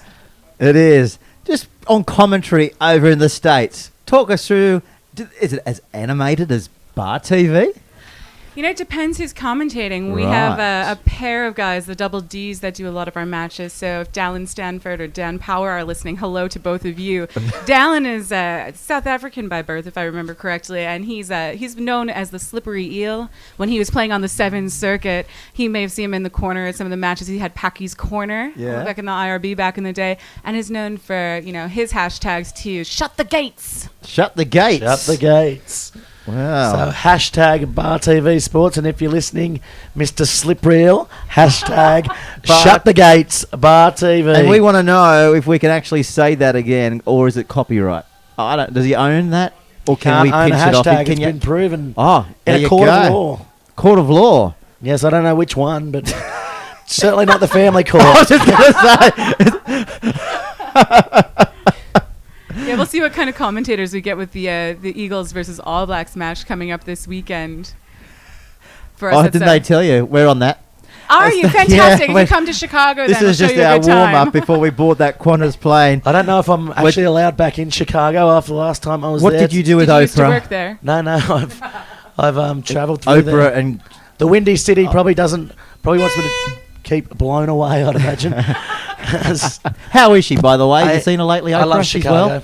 You know, I actually happened to work for Oprah's former chef. Did you? At the restaurant. Yeah, outside of rugby, work in the restaurant industry. And Yeah. so we know Oprah quite well. Good stuff. Yeah. Hopefully, we're hoping she might make us a promotional video. And you get a try, and you get a try. But alas, it wasn't to be. And you actually toured through her Sydney residence, the Opera House. Yeah, She called that home for a few weeks. She was out here about 2 years ago. She brought bought her it. Oprah show. I think she Oh, no bought it, didn't kidding. she? Wow. Yeah. I think she could paid have like- brought they 20. didn't mention that on the tour. 3 million. I think she didn't paid like $3 million Just slipped for the it. highlights reel. They She- showed us the Shakespeare Theatre. They talked to us about, different performers that had been there, emphasized that they'd had like different hip hop concerts, and Yeah. Coldplay had been Yeah. there too, and all about the architecture and the history and everything. So that was fantastic, but sadly no mention of Oprah. I've actually got a photo of Oprah. I'm Few sure years- you do. A few years, I have no few years doubts about ago, that, Pete Jolly. I stalked her through the streets of Sydney. I was working with a no. TV station in Sydney, and I had to go try and track her down. Anyway, I tracked her down. All right, I found out where she was, This is getting weirder This and is the weirder. most random celebrity to be stalking, I think. and one of the security guards. You know what they ended up doing, and I'm still grateful. They gave me 2 tickets to a show at the Opera House, and they had Olivia Newton-John and Hugh Jackman. He was there as well, singing the national anthem. The Yeah, Wolverine. The Wolverine. The good old Wolverine. Has become now half time. Few It's Wolverines out here. 14-0. 14-0 at half time in favour of the Warringah Rats against the Rifles. This game is on like a Donkey Kong, so to speak. Anyone's game. 14-0. The Breeze now at the back of the Rifles, who look like they're a little bit out on their feet. The Rats with a bit of a spring in their step, leading by 14 points. Getting back to Oprah Winfrey, Peter Jolly, because I'm sure that's what everyone wants to hear about at home on their couches on a Sunday. Well, a girl from Chicago here. We couldn't have gone without seeing us, it. This Pete, was you the get all the actual big photo. I know it's TV, but we're just showing that. That's it there. That's her, Oprah in the beautiful orange dress. Yeah, See, I she see. conquered Sydney. She looks fantastic, that Sydney backdrop. Say hello to her for us on behalf of everyone. Absolutely. But Any other American celebrities that I should say hello to? Anyone else that... Just, Obama, how's he going?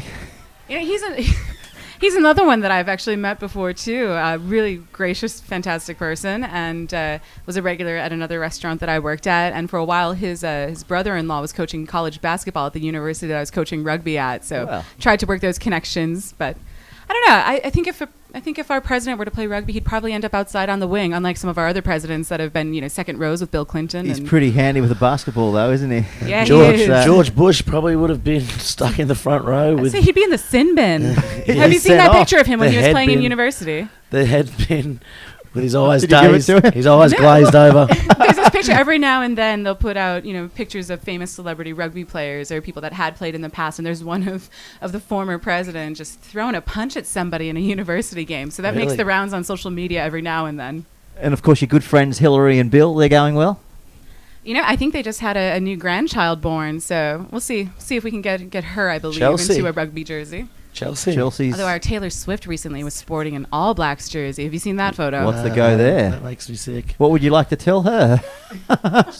I don't think I really have much to say to Taylor Swift. I dig more of your Australian music. You guys have had Shepherd playing and Broods and everybody, Shepherd. so they're starting to make it a little bit big back in the States. And Justin was- Bieber's going okay? Ask our Canadian friends about that. If you Yeah. get the Maple Leafs up here, they Well- can still league. Good on you. Yeah, he's not actually American. He's not just north of there, Yes. Canadian. And we've got a break here by the Rifles. Inside board, still on here. Little Goose, Oh. bump off. He's still going over the halfway line. This is good, positive rugby here by the Rifles, but they get the ball back. Yes, they do, and it's going to be called a penalty here for holding on to the ball, not releasing. Quick tap by the Rats. They've got numbers. Passing it out wide. Little dummy on the inside. tricks everyone, fools everyone, even his own teammate. That's Holmes over again for another try. Underneath the posts here at Wyong. Central Coast Sevens. On the final day of competition. And for all our new followers who have just joined to Twitter over the last half hour, it's gone up by 45. So people are tuning in, Gareth. Yes, and of course, if you want to follow the commentators as well, it's at Peter_Jolly and at Gareth Wazick. Shameless self-promotion. Yes, and we're getting shameless self-promotion from our producers. But of course, we are not afraid to say that that's what we are doing. And we've been up here asking for free stuff all day from everyone that's come in.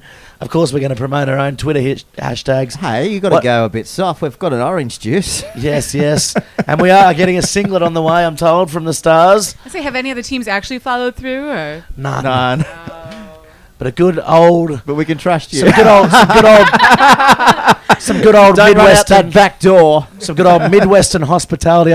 My parents actually lived in St. Louis for a number of years, for about 6 years, working over there. So I spent a bit of time over there just visiting. And of course, Chicago, not too far away. One of the better cities that I've been to. I actually, a funny story, I found myself one night about 3 o'clock in the morning in Chicago. I don't know, I was on the outer suburbs, I don't know where it was. But I met some rugby guys. Yeah. And they took me to this little pub on the outskirts of Chicago. And we sang rugby songs until about 5 in the morning. It was amazing. That does sound about par for the course. Yeah. We were actually home to a ton of different rugby teams in Chicago across many different levels. Produced quite a few national team players, too, from teams like the Chicago Griffins or Chicago Lions. So when we see the Eagles in action again, there's a lot of Chicago roots, just being such a big metropolitan area. I think definitely that's one of the most beautiful things about the game of rugby union. Anywhere you go around the world, there's a rugby club everywhere around the world you go. You know, it is a world sport, and it's becoming bigger and bigger. Of course, and opportunities abound everywhere. And just getting a message through too from Craig. Clubs can apply for next year's CC7s tournament from within the official iPhone app. So Yes. there you go, making it easier to apply. Little step. Jinking. Offloading. What Oh, a he's the great Jinkster ball. offloader. How good was he? Underneath the post. Jink offload. 21-0. Sonny Averages Hanari. 21-5. Sonny Hanari going over for the Rifles' first try. Great backing up. But it was all the lead-up play that got him over the line. And they go for the quick restart. They'll get it back. It's trickled. Smart play, catching the Rats off guard. Coming now, attacking. Just doesn't sound right, does it? Catching the Rats off guard.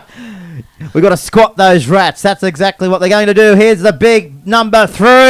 Look at him go. Where's the support? He says, I'll beat 1. I'll beat 2. I want to beat 3. But the 3 and the 4 over the top says, this is where you're going to stop in your tracks. Dummy. Ooh, look at this. Good ball over the top. Put the afterburners on here. He'll score, Willie. He regains. He's close to the line and he's pulled down. Centimetres short. It's still on. Is he held up? Did he get it down? I think you'll find our referee is consulting with his linesman and he's touching. He's awarded the try. Well, he's still on the ground. He can't get back up. No, he's called held up, has he? He's called held up, has he? No, they're signaling a penalty here. That's something else from before. Held up would have just been a scrum. That's Yeah, correct. that's true. Through the dummy, through the line, and through to score the try. Skips through there, the number 4, Kurt Davies.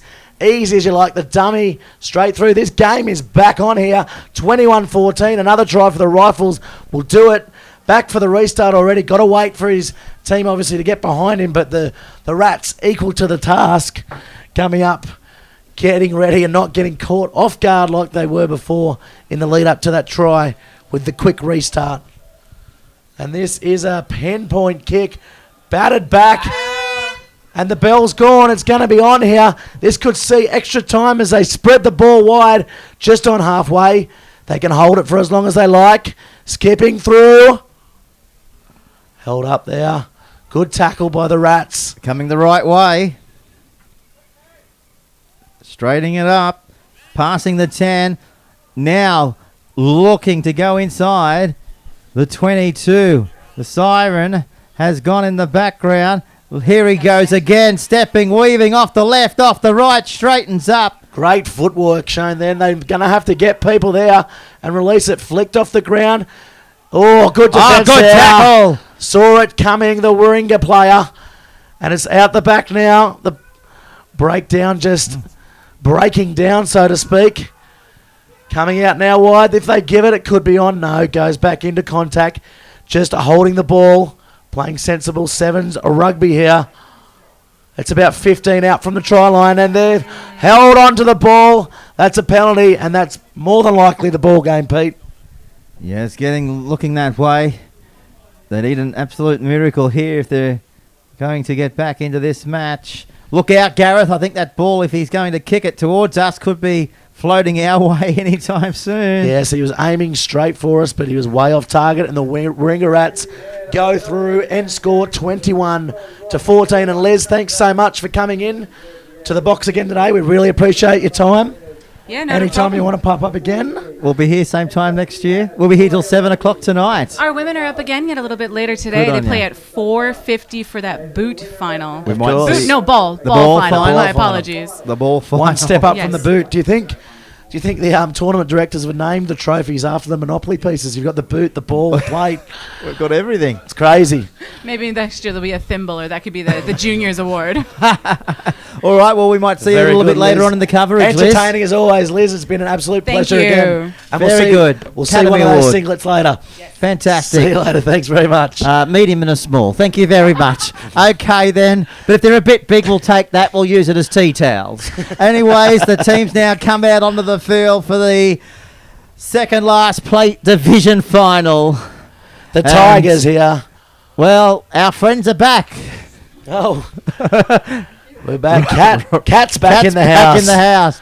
How are you, Good Cat? to see you, Cat. And the Tigers here playing against the men's Maple Leaf side in what can be described as a bumper match here. Maple Leaf. Yes, a semi-final as they put their hands together. It's The Tigers and the Rangers? Yeah, Rangatower. Did I say Maple Leaf? Yes, wrong gender, mate. Yes. Yes, it was. Slip of the tongue, Well, wrong gender. How many hours have you been doing this now? I tell you what, I have not slept for 3 days. I've been doing comedy, I've been doing commentary, and I've had kids to wake up to as well. It's a tough life. We might employ a PA next year. What do you reckon, Gareth? Tough life To on just the road. sort the paper. Well, I think Just we've got sort the more paper. paper here than the photocopy shop at the library. Here's the We've got kick-off more here. paper than a paper mill. Indeed, we do have. This could be a chance if they can pick it up. They do pick it up. What a try. Is that the quickest try we've seen in the tournament thus far? Well, it could well be, Looks Pete Jelly, like the it. big number 3 scooting through there for the Tigers. And Martin Osavia. Yes. Well, that is the quickest try. It's come under 10 seconds. Big Martin, 10-second streak away try off the kickoff. And it's a great set piece, great attacking opportunity to the kickoff. A lot of people look at defensively. And how you been, Kat? What have you been up to? Oh, I've been just walking around, having a look at a few games, taking a few photos, interviewing a few people. So yeah, it's all happening, and crowd is great. So yeah, really good. Really good.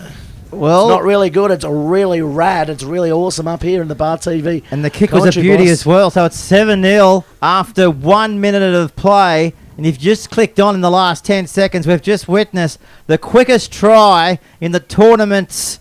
Well, can we go as far as saying in the tournament's history, maybe? Possibly. Possible. We'll we have might to have check to with check the the stats people. archives. Exactly. What are you looking at me? Here we go.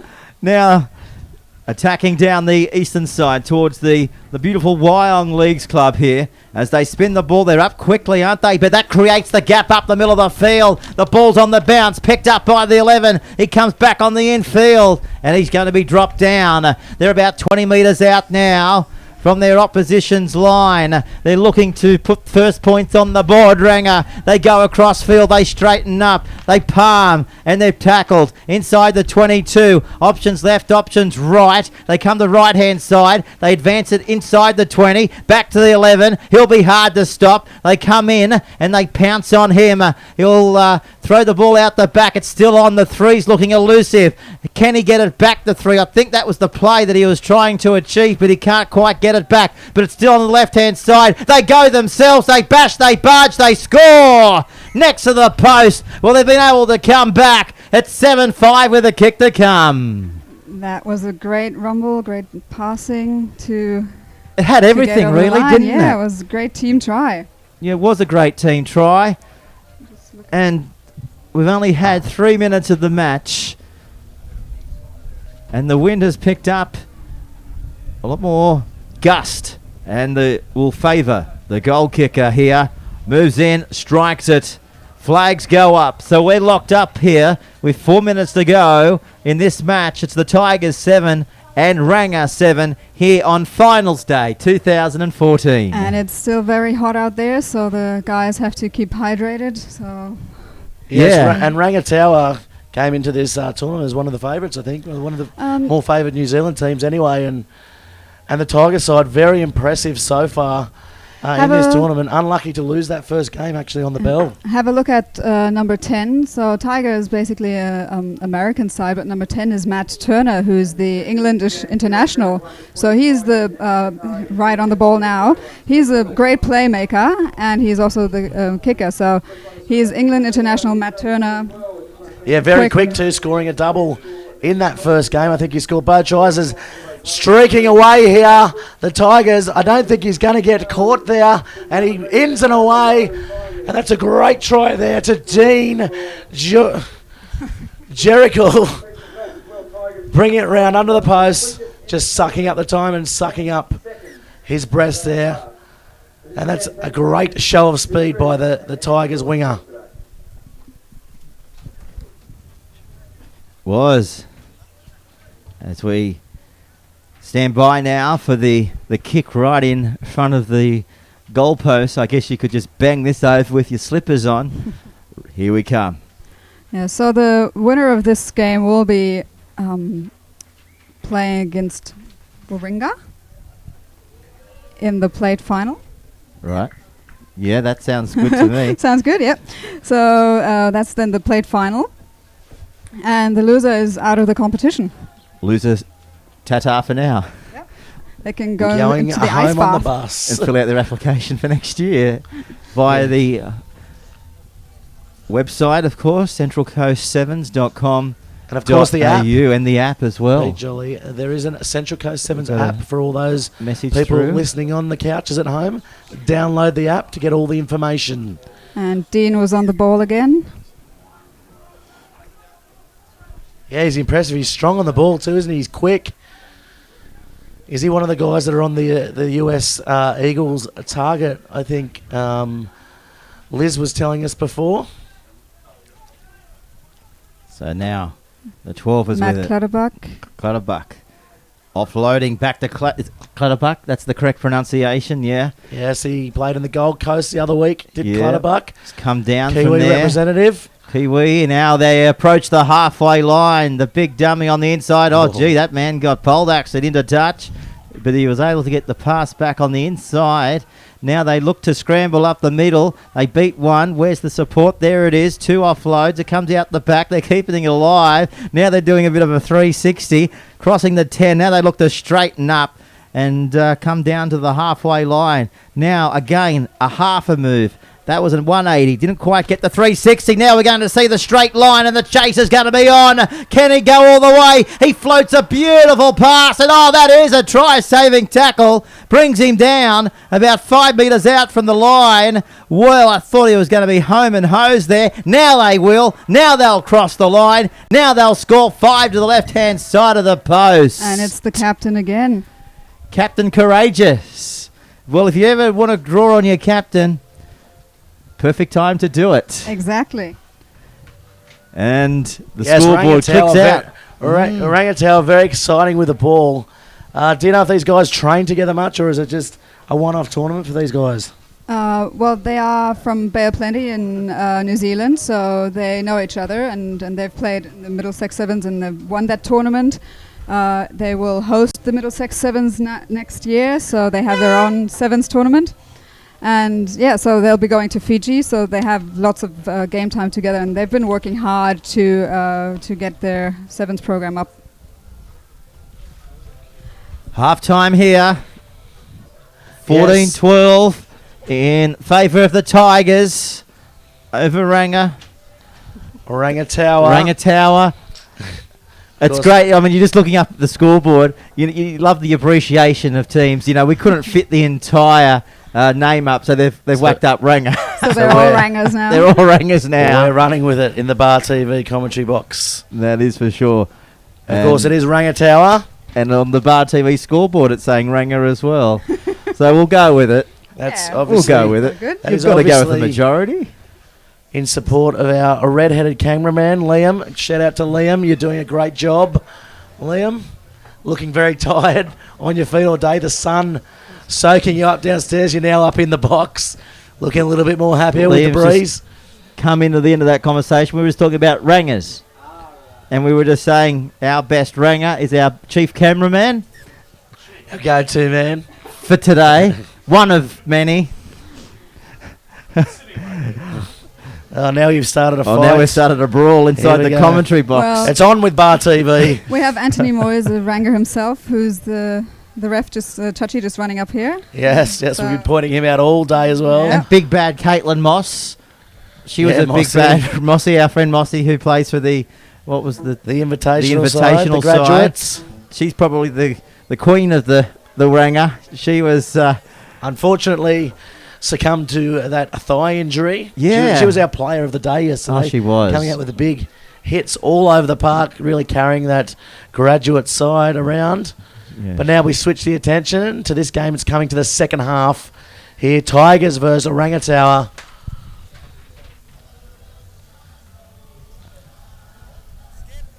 Yeah.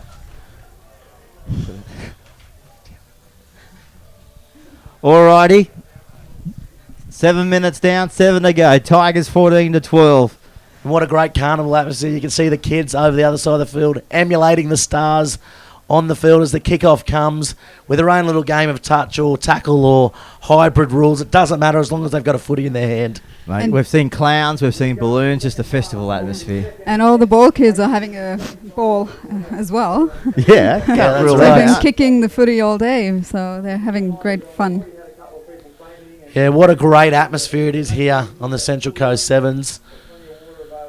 And there's plenty of water available too. I understand a few people throughout the day have had a few issues. A few have fainted, but they've got a lot of water. So if you're coming to the ground, make sure you bring a few litres with you because it is a pretty steamy day. Bring a few litres up to the commentary box because I'm absolutely parched as they're running the attack off their own line now. Not long to go. Not long to go, only 4 more hours. I tell you what, I'm getting huskier and huskier. If there's anyone listening out there, I am not a part-time voiceover artist for one of those funny phone lines, that's for sure. I could probably get work, though, in my present state. Well, as send the ball you a comes job out. offer to... I am putting it out there. I will work for peanuts, for donuts, but not for no nuts. As the ball, get good clearing ball over the halfway line there. Or towards the halfway line. The touch judge not giving him what it was worth. He kicked that another 5 metres forward for mine. You forgot your cashews. He usually travels with his cashew nut. He likes the salty ones, the energy ones.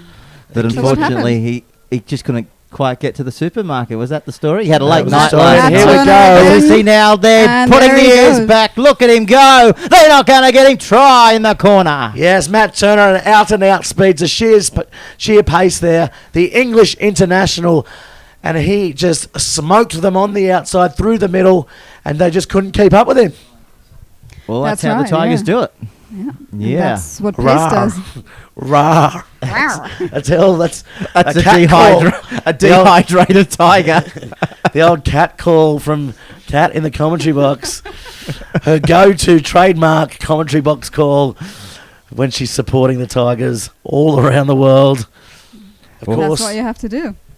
Warringah. Here's the kick. Let's see if he can bang it over. Oh, it's just going under. If we were playing football, it would have been a goal.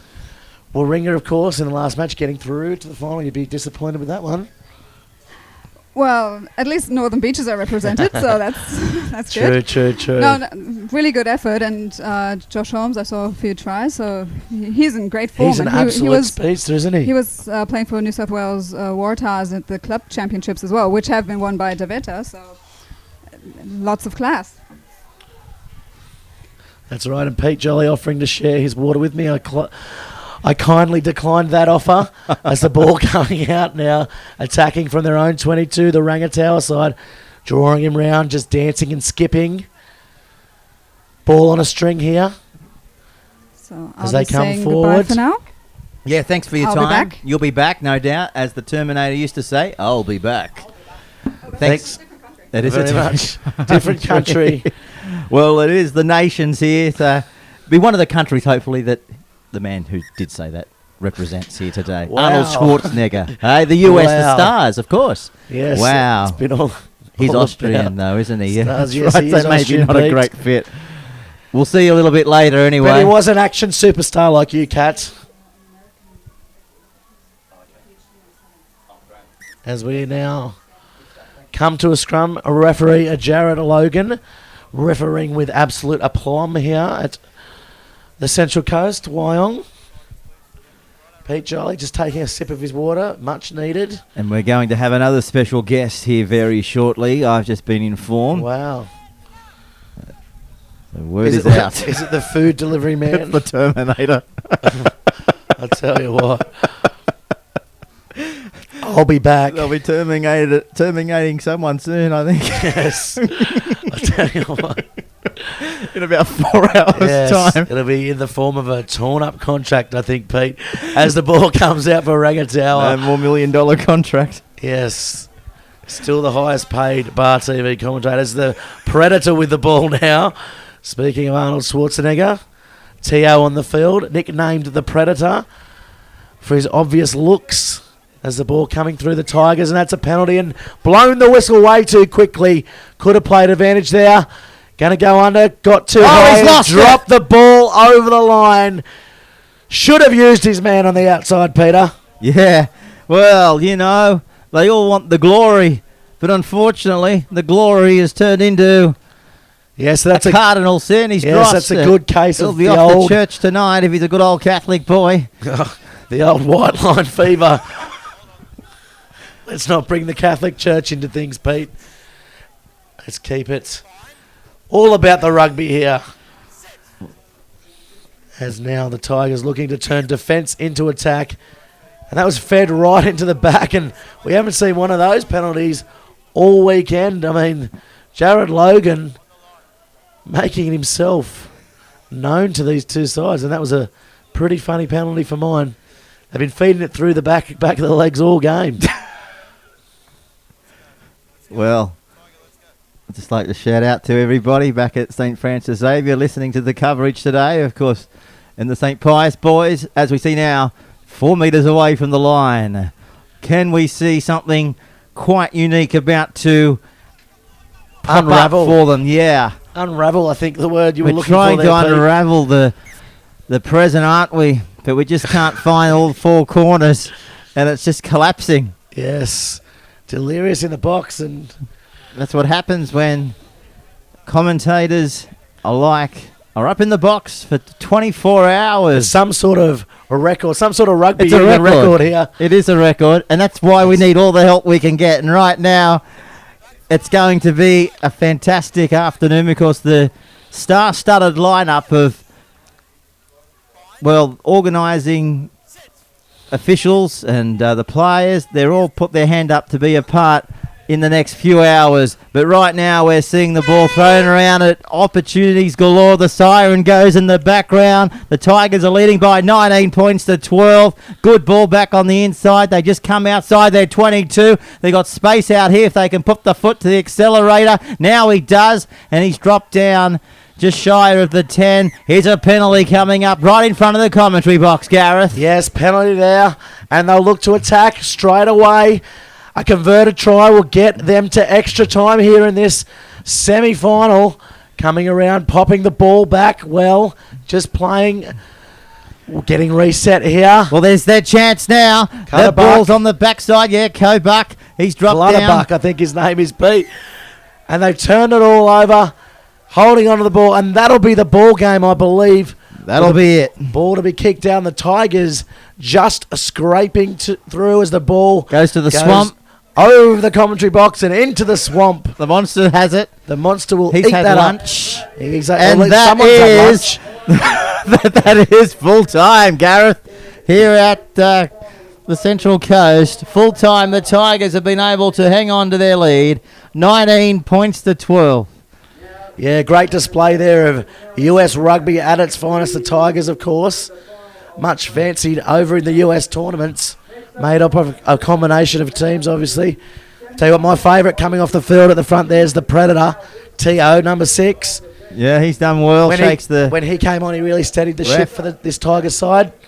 Indeed. Probably the man to look out for in the finals, and probably will start in that game. And, of course, speaking of finals, the boot finals get underway at 4:10. The balls final just before 5 p.m. Then we'll launch into the plate final. And then the 2 cup finals later on this evening at 6:10, give or take a few minutes, and 6:45. And then we'll finish our telecast here with the presentations of the cup. Yes, of course. And the winner of both the men's and the women's tournament, very lucrative, $12,000 for the ladies. And here they come, both of the sides. Yes, this is the game we want to see. Fijiana versus the Aussie Pearls. The Australian girls team looking very slick throughout the day. Okay, well, the team lineups are on their way to the commentary box. That is for sure. But there's been a few changes to the Fijian side, yes, and side. To what we have here. Green, the one for the Pearls to watch out for. She is absolutely dynamic as we go now to the ARU Media Manager. Welcome to the box for the first time. Steve, it's a pleasure to have you in here, mate. Thanks very much. Thanks, guys. We've got a pretty good side out here today. I think we're going first up. We've got a pretty talented side. We've got Chloe Dalton kicking off there, straight from the start. Come from a basketball background, so so it should be interesting to see how we go against this Fijian side. Probably going to play some unstructured rugby here. And it's a knock-on straight away. And as you just said there, maybe not some structured rugby, and they were just trying to throw it around at the first opportunity, the Fijians. They're always dangerous at sevens, wherever you are on the pitch. And I don't think you see our girls kicking this away too often, these girls.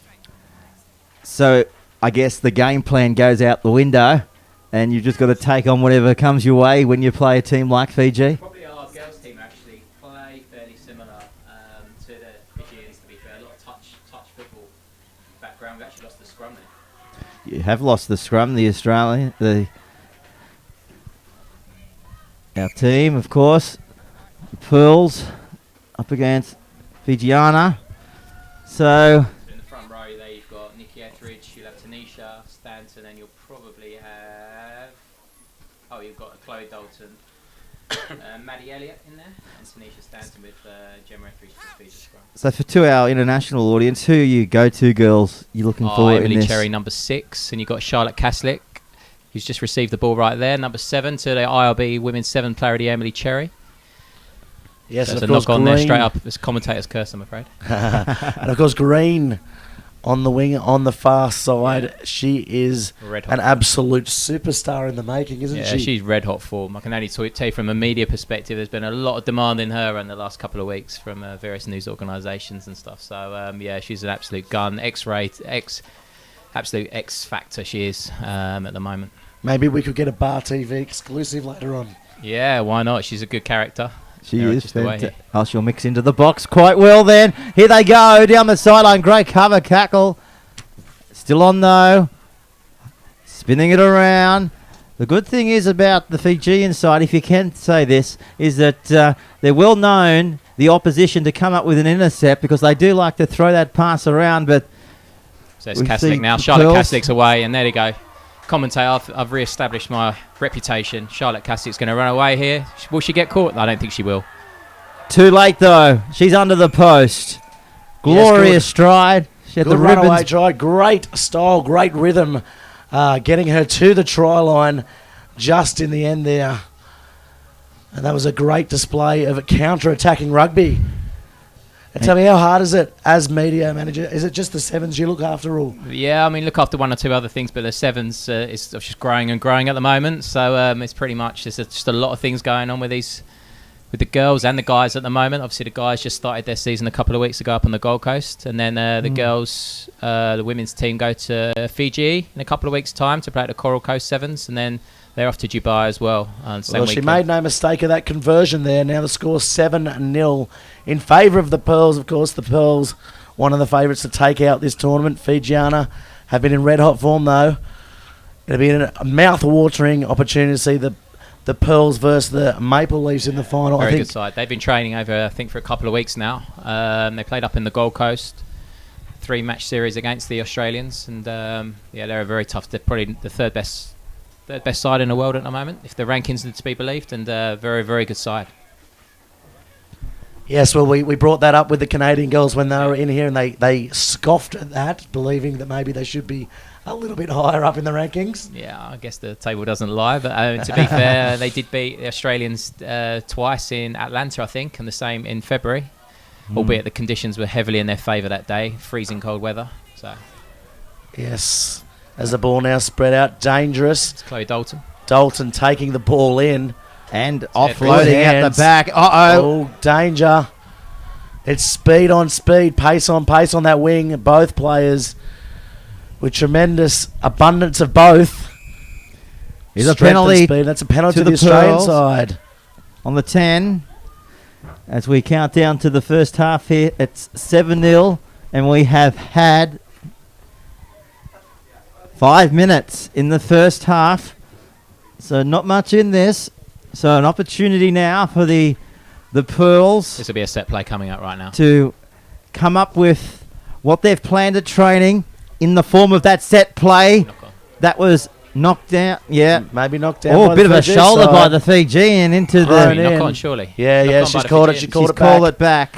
Yes, Fiji definitely touching that ball forward. It'll be a throw in, a line out to the Australian side. And we haven't seen too many line-outs. No, not Across today. the- Oh, bad luck there. Knocked back, calls the referee. A little bit dubious, and the Fijian side forward. Receiving onto the the ball. penalty. So they That's take the unlucky tap. there. Looking good if they can spin it. They need 2 good passes to get over the top. They don't elect to Right, throw it. Trevor. They put the kick through. They'll pick it up. Can they offload? Unfortunately, they do now, but it might have been too late. Now they put the foot down. Now the foot race is on. I don't think they're going to get her. And the Fijians go in the corner. Oh, the Australians couldn't even catch him. That's what we love about this Fijian side. Blistering pace. And boy, don't they bring everybody to their feet. Yeah, that was just down to pure individual brilliance. That was. She scooted away around to her opposite there on the far side. A little bit scrappy, but she made the most of it, and that's what sevens rugby is all about. We've got a player down from the Fijian side. Doesn't look good. She hasn't moved. This could be calling for more attention out there on the field, and they kick a hard one right out on the sideline, probably about 2 metres in from the touchline. Well, it's very difficult, but she has got that breeze coming from behind her here, Gareth. She'll need a good strike, but unfortunately, nowhere near going over the crossbar. So we have a ball game here in the Union Sevens, that is for sure.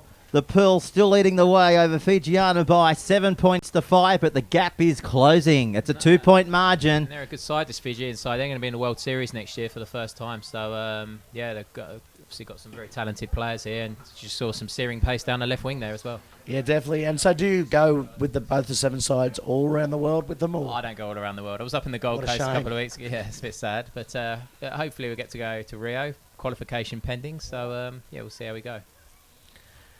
Yes, and now the kick-off here, the restart, as we wait for the injured player to leave the field. We're just getting the ratings in as well, and they have peaked throughout the day right now for this match.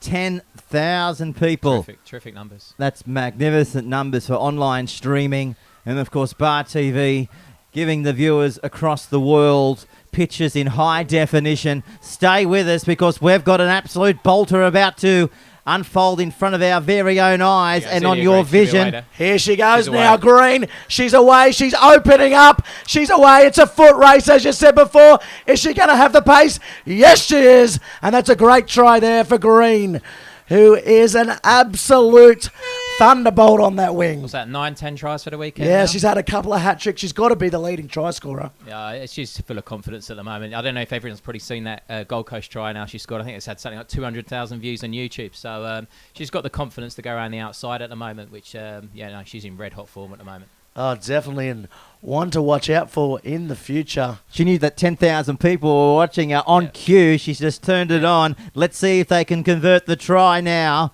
Here's the kick from 5 to the right of the post, and it's just wide. And, of course, that's an absolute testament to Bar TV and online sports.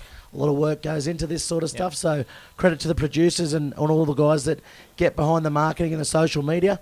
10,000 viewers is pretty good for a day out at the rugby on a lazy Sunday. Definitely. I think that first half there, I think we're probably a bit of victims because I think there's been about a 5.5 hour gap with girls. I mean, I know it's no excuse. It's the same for the Fijians, but that's a long gap, really, at 7s. For 7s, I think they usually have got 2 hours, usually the gap. And it's a 5.5 hour gap. It's a long gap. But, so many teams want to play here, so you've got to bite the bullet there. But, I mean, the facilities here, though, they're pretty amazing. You know, they've got the massage tables. Sensational. They've got the exercise bikes. There's ice, an abundance of ice in Wyong, on and off the field. Well, the ice here is melting, though. That is for sure. We need more ice from the Leagues Club. Well, bring it up to the box up here. All to play for in the second half. Yeah, definitely. They're just having a little bit of a bit of an extended break. We've seen before switching halves a lot quicker than this, but the heat is so hot out there. Yeah. Maybe they're just giving each other a few more minutes just to lay down those final instructions, because we're going to go inside the last 7 minutes of this one. If it's tied up at the end, we then go to extra time. Yes, and then it's the golden first try, isn't it? Golden try. That's right. So buckle up. This is one of the clashes of the tournament. Amy Turner's on for Maddie Elliott there.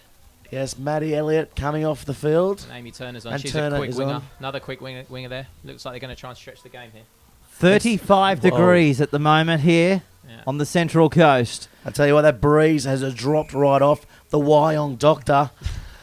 It's no longer with us. The flags are dead set straight as the ball kicked off for the second half, looking to attack straight away, going out towards Green. She comes up the middle. Gee, she's exciting every time she gets the ball. Little knock on there, but it's going to be a penalty. Tackled without the ball, yes, is the call. Where do they go to here? I'll tell you what, I'm very impressed with Australia. The Pearls have a few good set pieces off these. I'm sure they've been something that our coaching team of Tim Walsh and Scotty Bowen's been working on over the past 3, 4, 5 months. It looks like it's going to be another one here. And no doubt what they've worked on. The players out there will be trying to execute that right now. And there you go, that's inside. There you go, 2-on-2, straight Just up. what we're speaking about right away. There's the chance good again. hands.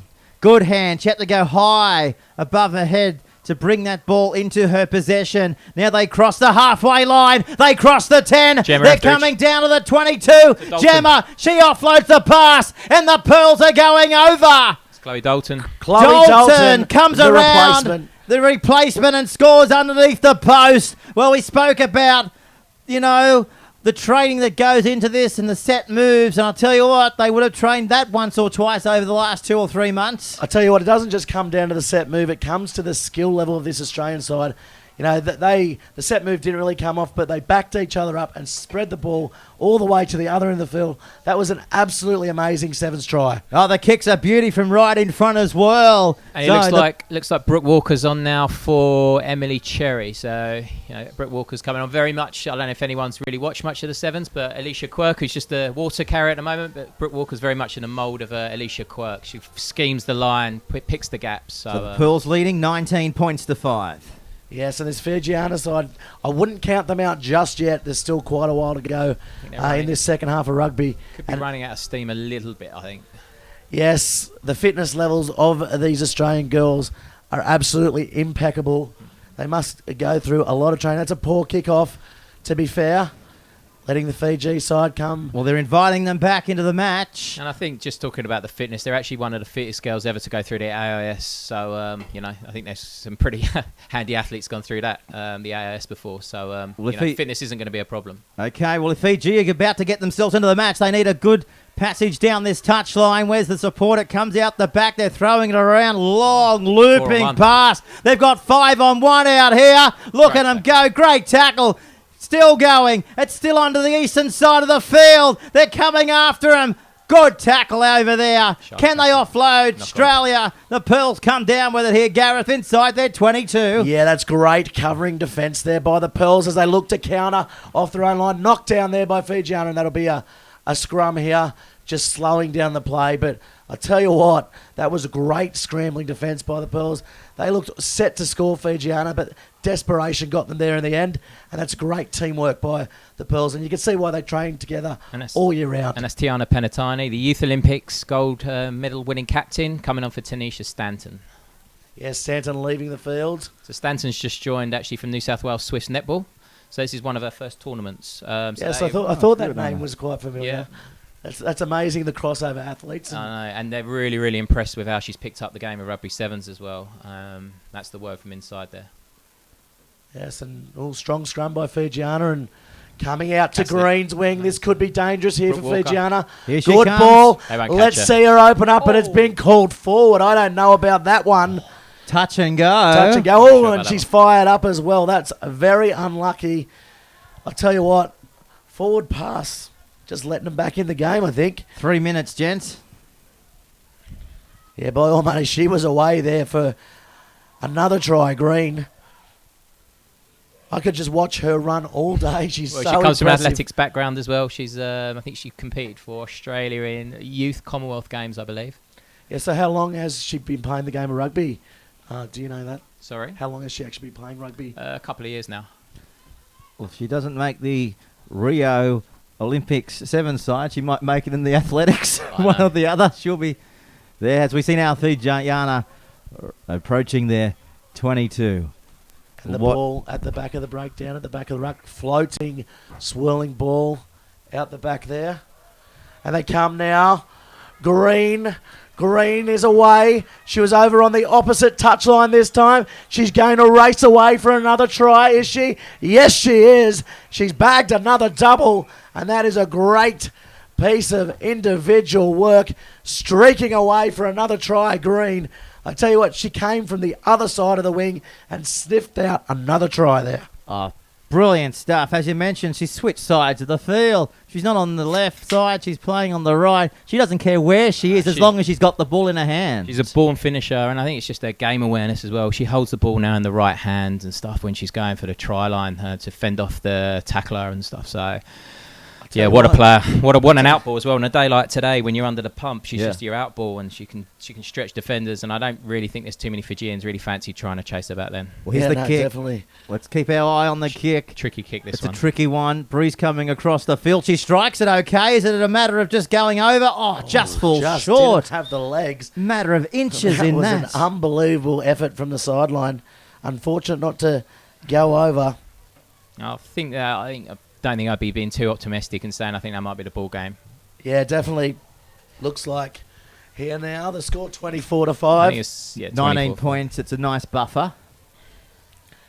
Yeah, definitely. You don't want to get too far apart in the sevens rugby. Probably 2 tries is the maximum you want to give away in a lead. And you got Kobe Jane Morgan on now as well. She's another representative player at Wallaroos level as well. So she played in the 15s World Cup in Paris earlier this year. Is she from Newcastle? She's Gosford. Actually, local girl. Yeah, She's local one of the girl. ambassadors for the Central Coast Sevens, actually. That's right, she is too. As the Fijiana side on the attack, not giving up. Little ball over. Good backing up there, but unfortunate not to make that pass stick. Just shrugs her off there. Good show of strength, and she's open and she's Look away. out. She's got plenty of pace down this touchline. And yes, she's going to go over for a try. Oh, And the somersault to finish it off. Fijian dive. What do playing we up for give the her? crowd. 9.5 for the I'm dive. going to give it 10. Probably the biggest row of the day, wasn't it? That's a great try, and yeah, Right, she's did got well. it. She's got a double. Actually, I think she was on a par at the end of the day yesterday with Green as far as tries scored there. No, Here's good the side. kick. Waved away, but I'll see it. Out of interest, do you know how fast Green can run over 100 metres? Jeez, I'd or probably 40 say. metres? I'd probably. Oh, no idea. I can Yeah. find out for you and get back to you. Mate, Jeez, send her up here. Quicker than me and you and everyone else here, to be honest with you, probably. Yes, definitely. Quicker than me. I've been told that I look like I'm running on the spot on occasions. Running backwards. But As- that win shouldn't be underestimated. This is a very, very good Fijian side, and I'm looking forward to seeing the next game with the Maple Leaves as well. I can't actually quite recall where they're playing, but they're going to be tough to stop in this. They're playing New Zealand Wasps, right? Yeah, the Wasps, yes. Yeah, right, and they're a good side too. Right, yeah, so one or it's two, gonna one be or good. two international players there as well. So they can sting you. Boom, boom. How many For times have you used that this RTV? weekend? First time. Wow. First People time are it's told come on this out. long. No cliches up here. It's just a game of two halves, though. Yeah. It is a game of two halves. Say that again. All right, well, here they come. Our next match of the afternoon. Speaking The Maple of Leaves the Maple Leaves versus the Wasps. and our good friends, the Wasps. As the Maple Leaves gather in the centre of the field. Kicking off here. Landy will take the kick off, the number 5, of course. We had her up in the box earlier on. The toast of Canadian rugby at the moment.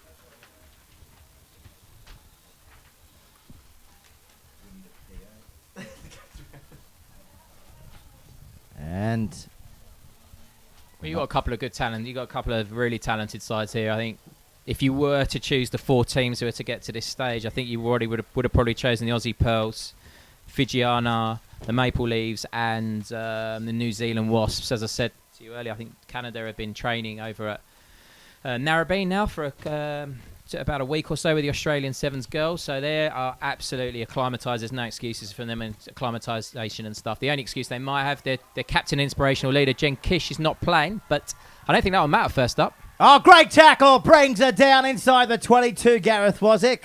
Yes, definitely the Wasps looking to attack here. Great opportunity in the Maple Leaves. 22, good long cutter pass. No, not finding her mark there. Will allow the Canadian side to regroup as they come forward now. This could be a try. It will be a try. Just breaking them up the middle, tearing them up through the centre, cutting back in. And that's first points on the board for the Wasps against the Maple Leaves. That'll be 5-0. Interesting. You wonder if that 5.5 hour gap is that they're usually used to 2.5 hours. Just wonder if that's having an effect on the Canadians as well, because our Aussie Pearls started a little bit slow as well. But interested to see if Canada can recover from that. I'm sure they will. Yeah, definitely a classy side. Canada will bounce back from that. And accustomed to, as you said, to the weather out here. Been out here for a few weeks and enjoying it. A couple of closed, I guess, test matches, so to speak, against the Pearl side. And they're missing their inspirational captain. You had her in earlier, Jen Kish, and you can't really underestimate how important she is to the side. Obviously not out here this weekend, I think, due to a virus, I think, of some kind. So, yeah. Yeah, definitely. And it was a pleasure to have the Canadian girls up here in the box, as it has been for everyone, all our guests over this weekend as the kickoff comes by the Wasps. Good effort there. And I guess both teams looking to use the kicks. Oh, that's a rare mistake there for Landy. Doesn't happen too often. Landry. Haven't got her name right all day as well. It's one of those things. This is Russell. You follow her on Twitter, though, right? Yes, I do follow her now on Twitter. She's got an extra few followers in the last 10 minutes. As we see now, the ball comes back to Green Shields. Beat 1, beat 2, over the 10, still going. No, they're just not quite supporting at the moment. No. They're just a little bit on their heels. They do look a little bit out of it, don't they? A little bit. John Tate is their coach. I'm sure he won't be too happy with this so far. Varela taken down. Will she go to ground? Finally does. Comes back to the 10 in Green Shields. Crosses the halfway line. The 3 is with it in Paquin. Still going. No one will catch the number 3. Spreading away. Only as she knows how to do. Try time. Yes, a great piece of individual brilliance there by Paquin, who just stomps out of that tackle and streaks away over the sideline, making them look very pedestrian, the Wasps. But I tell you what, it took a piece of individual brilliance to get this Canadian side back into this match. As we said before, they're just not looking like the side they were earlier in the tournament. I think they'll pick up now, though, and I do actually, even though I don't think you could ever discount any New Zealand side in rugby 7s, but fully expect Canada to run away with this now. Okay, we've got the Australian Pearls media manager in the box with us still. Yes, the score now 7-all, deadlocked here at Maury Breen Oval. Looking across, obviously, at the Joe Bishop stand, which is filled up today. Harvey can't take it to the 10. It's just an indictment of the start they've had in this game. As I say, I'm probably a commentator's curses and everything, but that's okay. We've cursed everything we've touched this weekend, so you're not the only one here. As the ball comes into the middle for the restart, the short arm penalty. Little set play, bring it infield. Good backing up there by the Wasps. Turner. Hands will do it. Turner offloading. Out it comes. Inside the 22. Turner's got it back. Surveying her options. Takes the line on. Offloads it out the back. It's a hot potato stuff here, isn't it? Now they straighten up. And this is Japspel. And she's going to be brought down only about 5 out from the line. Yeah, Where will it go now, Gareth? Good defence by Canada will get them there. Blythe. Landry is there, stepping in. Ball, that's a great tackle there by Landry. Inspirational stuff as Canada comes up with the ball. Away. She's streaking away. They're not going to catch her. Varela. Bianca Varela, one of the speedsters for this Canadian side, as the girls told us earlier on in the coverage, streaking away totally against the run of play, and that's just a lucky try, I feel. But you've got to take them when you can. Lock it in for sure.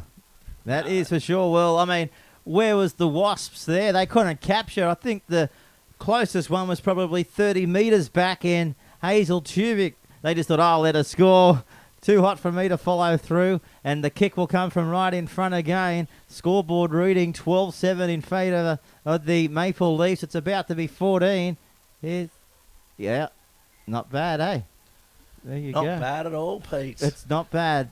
Finals day here on Bar TV. Score now 14-7 in favour of the Maple Leafs. I'll tell you what, it's setting up for an absolutely mouth-watering encounter against the Pearls, isn't it? Well, so I don't think you'll get too many New Zealand Wasps fans agreeing with you at the moment. They're still banging this contest. I just expect their fitness probably just to drop off in the second half, given this is a very young New Zealand Wasps side, and this is essentially the Canadian national side. So, Good kick. It's a knock on. Yeah, definite knock on there. Unlucky. But I tell you what, these restarts definitely an opportunity to attack, not just get the ball in attack, but the defensive sides all also using it as an attacking weapon. And it's so important to get them right, isn't it? How often, I mean, do the guys really work, or the girls really work on the restarts and obviously the conversions? It's huge, absolutely huge. I think you're finding, we just saw Chloe Dalton, who's a newcomer to our game, and hopefully she can, to the Aussie 7 squad, and hopefully she can add that extra dimension from the restarts for us. Allowing people like her. She'll be absolutely brilliant, won't she? I think so, yeah. This is only our second or third tournament, and it's incredible, really, how quickly the girls are picking up the game. It's incredible. But yeah, I think there's about 9 or 10 restarts a game. So that's 9 or 10 opportunities to attack in a game, and if you score off half of them, you're doing all right. Yes, definitely. And having a little chat now to her back line as the scrum just getting sorted. A little bit of niggle going on out there. We haven't seen that all day. It's been a pretty impressive tournament as far as discipline, and that's what as we hear the halftime a bell go. And that's what these tournaments are all about, isn't it? The whole rugby community getting together, having a good time. Rivalries are left on the field. It's a really great environment, isn't it? Well supported by the local community as well. I think I've turned out in numbers today, supported the whole event. I don't know. Has there been any yellow cards so far today? I don't No, think so. definitely Green not. Shields away. She's away. Nobody will bring her down. Yes, they will. That's a miracle tackle there by Kat Simpkins from the Wasps. Stellar effort. That could be a game changer right there. They're well set up. Still on. No, it's hit the chest A bullet pass out there. of Harvey. Harvey now looking, probing, offloading. This is where they're dangerous. Offload, hope, pray. They're doing all of that, and now they're away to score the try, and the 9's in again. Farella, she gets her second. Yes, the little jink, the little half goose step, I think it was. And, of course, Landry setting that up with a great ball out wide and scoring and then right on the half-time there, the Maple Leaves. The score now 19-7 with the kick to come. It's a hard one. It's a tough one from out on the sideline. She shapes. A couple of bounces there for good luck. That breeze again picked up. That's a good-looking kick, but no, he's going to go just wide and just short of the posts as we call for half-time. Pretty exciting half of rugby there, guys. Yeah, New Zealand Wasps have acquitted themselves very well there. A little bit tighter than what I thought. I don't think the Canadians will be overly happy with their game, but like all good teams, they take the opportunities when they come their way. So, as I said, after the levelling try, I think it was, I fully expect Canada, or the Maple Leafs to probably run away with this one now. Probably by about the same score in the second half as well. So I rack up 30 points or so. Speaking of Wasp, we actually do have a Wasp on the piece of paper, and I'm freaking out because I think I am a little bit scared of insects. And you got out there in the moment. You actually got one of the most respected coaches in the world game. John Tate out there with his Canadian girls. He's come out there with last couple of weeks, taken a couple of training sessions with our Aussie girls as well, and he's well respected. A very good 15s player in his day as well, as you might have guessed by his frame and size and stature. I certainly wouldn't want to upset him in any way. Yeah, definitely. He's a man mountain, isn't he? Just getting the girls in there, grouping together, high-fiving. Of course, travelling together all around the world. These Maple Leaves and the Wasps coach just laying down the law, telling the girls how to get back into this game. He's fired up. Yeah, he's fired up. They still fancy this, I think. Yeah. Personally, I think the game's beyond them, but, fair play to them. They still think there's points in it for them. Yeah, definitely. I mean, sevens, as we've seen all day, can turn around at the drop of a ball, so to speak, as the players now get set for this second half. It'll be the Maple Leaves to kick off against the Wasps. The Wasps are running south towards Sydney.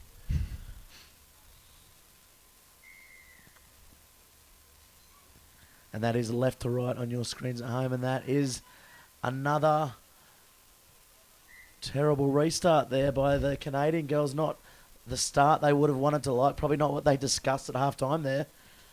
Coach won't be happy. Coach Tate, as the ball comes to the middle of the field for the restart. Maybe a little set piece here to split this Canadian defence. Little jink, ball out wide, straight through the hands. Gets on the outside, but no, passes the ball back in. And I think the Maple Leafs has come up with the ball on the far side of the field.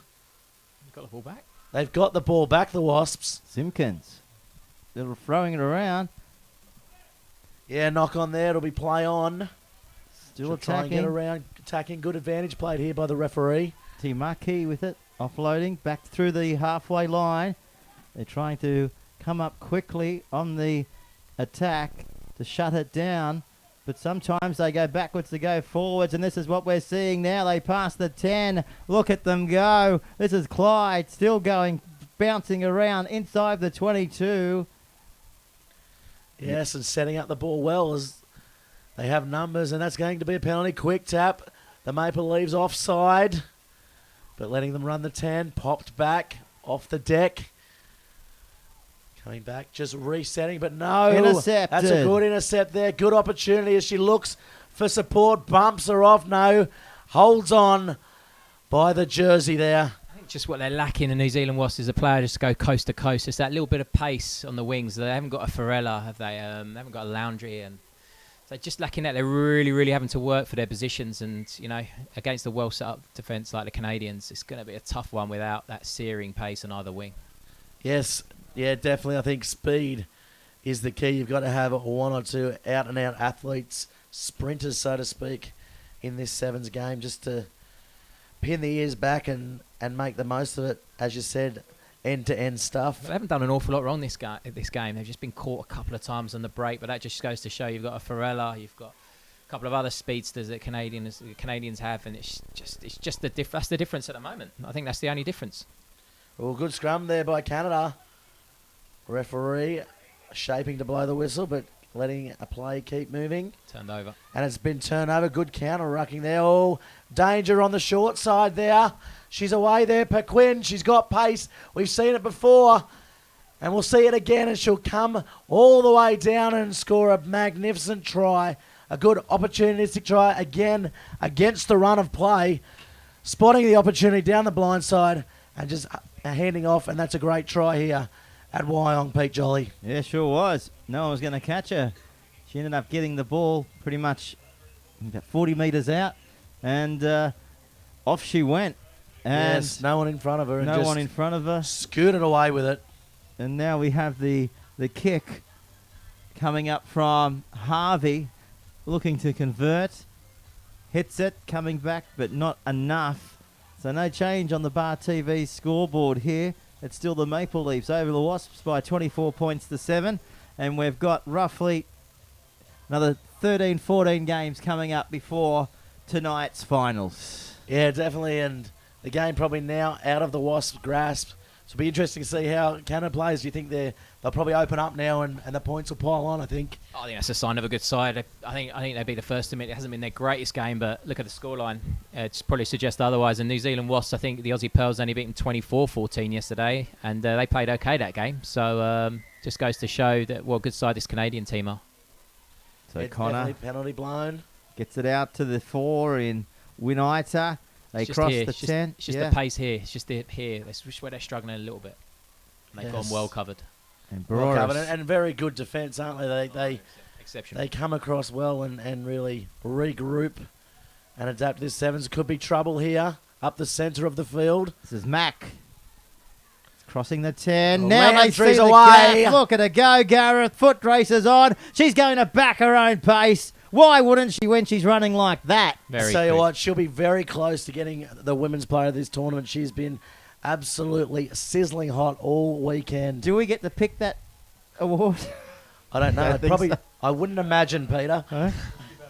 We might give that a run. Well, it'd be interesting to see. I think it's 10 minutes as well each way for the cup finals. So yes, it'd be really a real test of everyone's fitness in this heat. I know it'd be a little bit cooler come 6:15 local time, but it'd be interesting to see how everyone's fitness goes. And I'll tell you what also interests me. I think the Australian team, the goal kicking probably will come into play in this final. They're a little bit sharper than the Canadian side, who haven't sort of really made any use of their conversions all day here today. But the Australian side well drilled in the kicking aspects of the Sevens game. Well, there's not going to be an awful lot in that game, so maybe it will come down to the kicking game. And Chloe Dalton's been bang on form today, so perhaps that will be the difference. She's been getting the kicks that maybe a 20-30% chance she's been getting them. So perhaps that's the difference between two highly competitive teams in the final.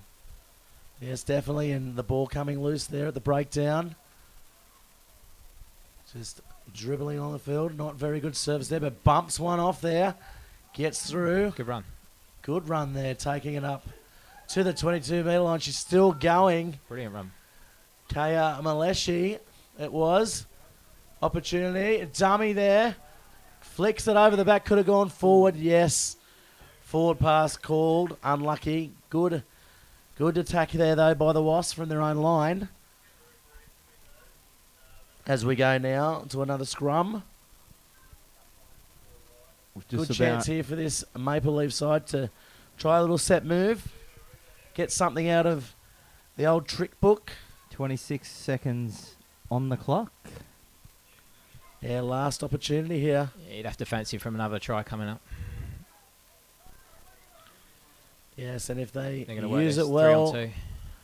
She's rapid, this girl. She is, and here she comes on the inside. Palms one off.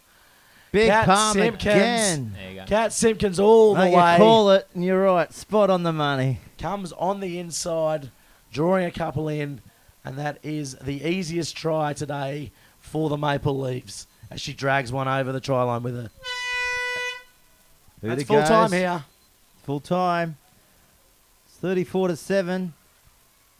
Are we about to add another 2 onto that? Hits the crossbar and bounces back into the field of play. So full time, Maple Leafs 34 over the Wasps 7. Well, mate, thanks for your time in the broadcast box. You've probably got a lot Thank of you. other things between now that's all and good.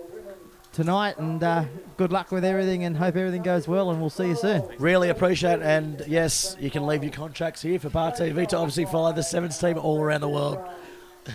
No worries. Mate, you could be my agent. It's fine. We take 60%, but yes, the fees are a little bit high here. But that's because we get you the big bucks. Yes. Couple of pies and a sausage roll. We'll see you later. Thanks very much for coming See in. you later, mate. You've got to pay for the sauce. Now, we're now looking Of forward course. to our next match. And our big sponsor list up on the screen right now. 107.7 2GO. 2GO. Also CFM, Destinations New South Wales, Boost Juice. Wyong City Council and Gosford City Council. We've got the Stars of the Sea. Sport and Recreation, the Department of the Office and Communities. Jobsonthecoast.com.au. That might be one we need to write down after this. And a few others as well. So it's thanks to the sponsors. Without their support, and Fitness First, the major sponsor of the tournament in 2014, that is for sure. Well, we're just having a few live shots now into the Joe Bishop stand. We'd like to thank everybody who has come out here to support the Central Coast Sevens. This is going to been be a beauty. massive game, this one. And this is about to heat up. Versus the Wellington side. It's Yamaha going to be Theatre. huge. It's going to be the game of the day, I feel. Yamaha, of course, very confident of getting through to this final. But Wellington, of course, they have been the red-hot tournament favourites all weekend. As the Fijians pointing out their opposite numbers, making it known that they are here to play.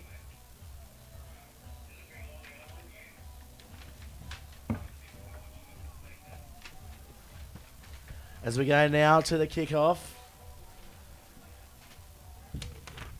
It should be an interesting game, an exciting match, and that's a good kickoff. And they get up there, the Yamaha guys, but no, Wellington come up with it and immediately look to use the ball, stepping on the inside.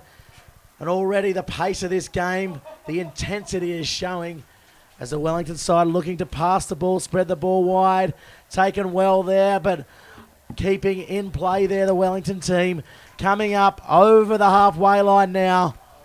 This is good rugby. If they spread it, use the hands. This could be danger here on the outside for the Wellington side in Curtis. Curtis taken down now. Getting the ball to the back. Penalised there for not rolling away. Quick tap taken. Now spreading the ball across the other end of the park. Getting on the outside. Maybe a little bit of a high shot there. But no, referee says play on. Good call. As they come back the other way now. Ed. Side to side stuff. Not really going forward at the moment. And the Yamaha come up with the steal. Oh, that pass just not sticking. Could be dangerous though as he looks to get on the outside. Back in field, just regrouping. Little goose step. Oh, good. Tackle around the bootlaces, but here it is. And they're away. This could be the first try of the game. But no, oh, little pirouette on the side, and that's out. It's a knock on, and that's great cover defence there by Yamaha, who go for the quick line out. And yes, they get it. Look to spread the ball wide. Inside, outside, dummies.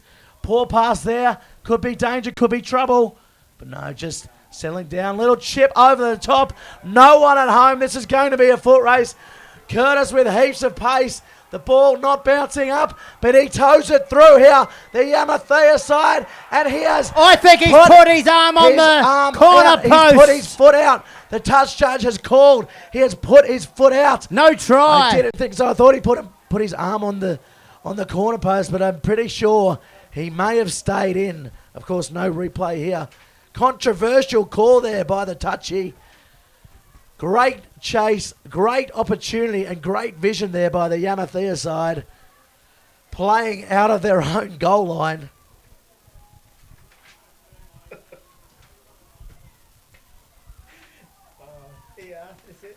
As they come through. The number 12, Ayoma Guarana. And that's a penalty, not releasing. Quick tap again. Step on the inside. Palmed off by the Wellington side, looking to counter-attack again off their own line. This is excitement plus this game here on the Central Coast Sevens. As the ball now spun out wide. Curtis on the opposite wing now.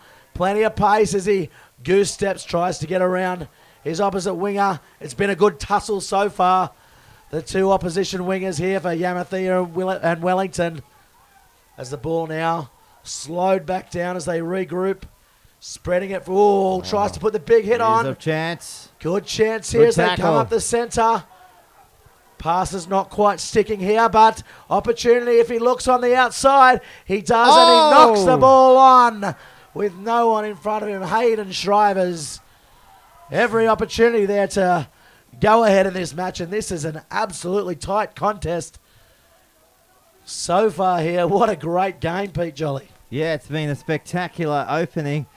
Few minutes of this one. We're still locked up at 0-0 when we've got 3 minutes to go. As you said, you've done a great job to describe the action to our viewers here on Bart TV. The voice, the sounds of Gareth Wazick. And I'll tell you what, let's see, Gareth, if they've got their first points in them from here. Let's see where it can come now. They put it in, they come the commentary side. Good tackle there on the number 7 in Lababara. He'll take the tackle just about 2 metres out from the halfway line, spinning it from left to right. They love this style of football, don't they? This style of rugby, that is for sure. Passing the 10, offloading. Gee, the athleticism out here today. It has been at A+, that is for sure. They come back to the commentary side, the western side. He's running out of support plays. He's got to do something. He puts the ball back on the inside and it trickles into touch. I tell you what, this is ad-lib rugby at its finest. This is Yamaha side just playing off the top of their heads. Not a care in the world. It's the Fijian way, and we absolutely love it, don't we, Pete? We're on our feet here in the commentary box. Again, it's about the 40th time today. These matches certainly very exciting as the ball now spread wide by the Wellington side, looking to use the width of the field. Curtis now barging over, trying to get over the top of his opposite number there. In Largo, here's a penalty coming up to Wellington. They're not going to muck around. Yeah, not rolling away there. As far as points in the first 5.5 minutes of this first half of the Sevens. And then, of course, this is now the division that we're all watching. This is the Cup division. So now they're about 25 metres out, searching for points here, searching for first points of the match. Yellow Boots is with it. This is Murphy, comes back on the inside. Penalty coming to Wellington. They take the tap and they're still going. Gareth, is this the points that we've spoken about? Comes back there now to Belgium, and he's down inside the 22. Good defence there again by Yamaha, scrambling and just keeping this Wellington side out. But it could be trouble here. It goes back on the inside. Oh, can't find the support. Curtis was looming. Another penalty. If he looks outside, no, he goes back on the inside. Well, they've got to get it out here to Greg Foe. He's calling for the ball. He'll get it now. Great pickup. Oh, great tackle. Smelter of a tackle. Blistering defence. Shrivers. Back there now to Samuels. This is Shrivers again. Look at this inside the 22. A physical game as well as a great running game. Foe for the line. Foe, is he going to get there? Yes, he is.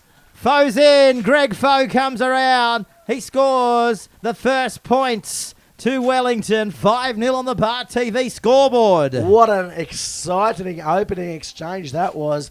We had to wait close to 7 minutes to get the first points in that game, Pete. And it's now 5-0 coming into halftime with the hooter just about to sound. Referees calling out one or two of the amateur players here. Siren goes in the background. Yes, Yamaha playing very, very physically in this game. Coming at them. Here's the Tell you kick, what. Gareth. Can he put this over? Heading into half-time. Right boot strikes it. It looks okay. Pinpoint kick. Sails over the crossbar. 7-0 here on the Bar TV scoreboard. 7-0 after 7 minutes. I tell you what, we haven't seen that all game. I thought we might have gone through a whole half. Scoreless such was the defence. It was a very impressive in that first half. Both sides coming out to play, attacking, defending, and turning defence into attack, Pete. Yeah, you're spot on. That's exactly what they have done. They've been able to turn defence into attack. But in the end, Wellington have been able to do it in the last 1 minute of the first half. And that's why we're seeing them up by 7 points to 0. Of course, And Wellington are the tournament favourites as well, but Yamaha certainly up there as well. They can pull something out of nothing. Well, they made their debut back here last year, so they're no strangers to Morrie Breen Oval. And last year, where they went through day one of the tournament without a point being scored against them before falling to Red Rock in the semi-finals. So that's a bit of background history on this Fijian side. And of course, as you mentioned earlier, they're the Coral Coast Sevens champions as well. Gareth? Yeah, they won't be too disappointed with that half. I think now running against the breeze, it's not going to figure too much into this match as it's not too strong at the moment. But Wellington here with the kickoff, and Yamaha will get the ball, and it should give them and provide them with a good attacking opportunity here at Wyong, Peter, as we come now for the second half in what is an absolutely exciting match here at the Central Coast Sevens. A whisker in it. Wellington up by 7 points to 0. And that's a good restart. They'll get it back, spinning it around, aren't they? Well, this is what they love to do, and this is what the fans are here to see. Look at them go! Outside the 10, down to the 22. He'll score in the corner. Masisi, what a great individual try. Just jinking back infield and going all the way. Masisi Moala, he scored a few in this tournament, and he's going to score another one there. And he's going to score many tries in the future if he comes back here, that is for sure. One to watch. He pinned the ears back and absolutely let the engine fly away, didn't he? V8. V8, V12. Yeah. He's a Ferrari, that's for sure. Here's the kick from the touchline. It's a tough one, isn't it? Right on the touchline to lock the scores up at 7-all. Most difficult kick in the business. Right out on the chalk. Eastern side. He's brought it back. 23 metres out. Breeze behind him. Strikes it okay, but I think it's just going to sail left. So no change on the Bar TV scoreboard yet again. Wellington, though, they're up by 2. They lead 7-5. Yeah, 7-5, and Yamaha have come out with all intent to attack this Wellington side. An attack they did, so let's see where they go with this restart. That's a good short kick off there. Oh, can he get the ball? No, it's going to be a knock on there. Unlucky, he got the leap, but just didn't get the execution. But they won't be too upset with that. It'll be a scrum here now, about 30 metres out from the Wellington line. 20 metres in from the Western touch line. And of course, if you're listening to our coverage at the ground, make sure you get across to the Wyong Leagues Club later tonight for the ongoing celebration of the festival, which will come to an end around 8 o'clock tonight. And here comes Curtis. Over. Sorry to interrupt you there, but he has been a lightning and electric all tournament as well. Just gone past 3:30 local time here in Australia, so we're just under 2.5 hours away to the cup final here, which is scheduled for 6:15 and 6:45, as Wellington go down the sideline. Foe, he won't be able to make it. He offloads, and Shrivers puts the foot to the ball. He'll bend down, he'll pick it up, he spirals a long pass away, and Ambrose Curtis goes in the corner. What a great try set up by Foe on this wing, and ended up on the other wing with a long spiralling ball out to Curtis, who has been looming all game for points, and he gets another try here for this tournament. He's one of your favourites, one of your favourites. He has been one of my favourites all tournament, and indeed throughout his career. He just always seems to put points on the board, and now the Wellington side go in front again. It's 12 points to 5 here for Bar TV, with the kick to come. Again, they're not making it easy, are they, for the kickers? But when you're scoring tries like that, it doesn't really matter. Here's the kick from the touchline. Just on the 22. Right boot strikes it. It's coming back around. Just wide. Shades, a good effort though, good attempt, and now Yamaha are going to want to probably hit back, and they've got to hit back twice, Peter, to make a match of this one and win the match. Otherwise they can probably level it up with a converted try, and we could go into extra time here. 3 minutes remaining. Both sides will want to avoid the extra time though. Oh, he's taken the ball over the touchline, and it's going to be a Wellington throw-in. That's a mistake. It probably would have gone out on the full there, Pete. Yeah, he should have just let that one go. That was sailing over the fence. Mind you, there's not much distance between the fence and the touchline here at Morrie Breen Oval. Fantastic ground for spectators. Right on top of all the action that we're seeing here in this 2-day Rugby Union Festival, that is for sure.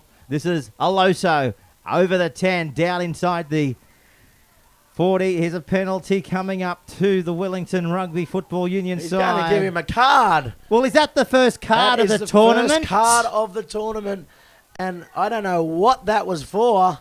Oh, a little gives bit him of a little huggy. pat on the head. He's having a gobful at him. That's not what we like to see at Sevens Rugby, as he comes from the field, and now that's probably cost his Yamaha side the tournament, I'd imagine. I don't think they can come back now with 6 players left on the field.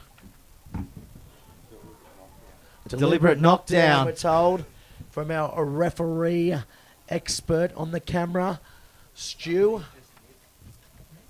And the Southerlies just hit. The Wyong Doctor has hit the stadium, and we are relishing in the wind and the breeze coming through the commentary boxes. Wellington now use the hands. They have the advantage. Might not need the overlap. Ooh, Lost it here. And knocked down there. Knock on by Wellington. Knock on both ways. The Yamaha side really have to rely on some individual brilliance here to get them out of trouble, Peter.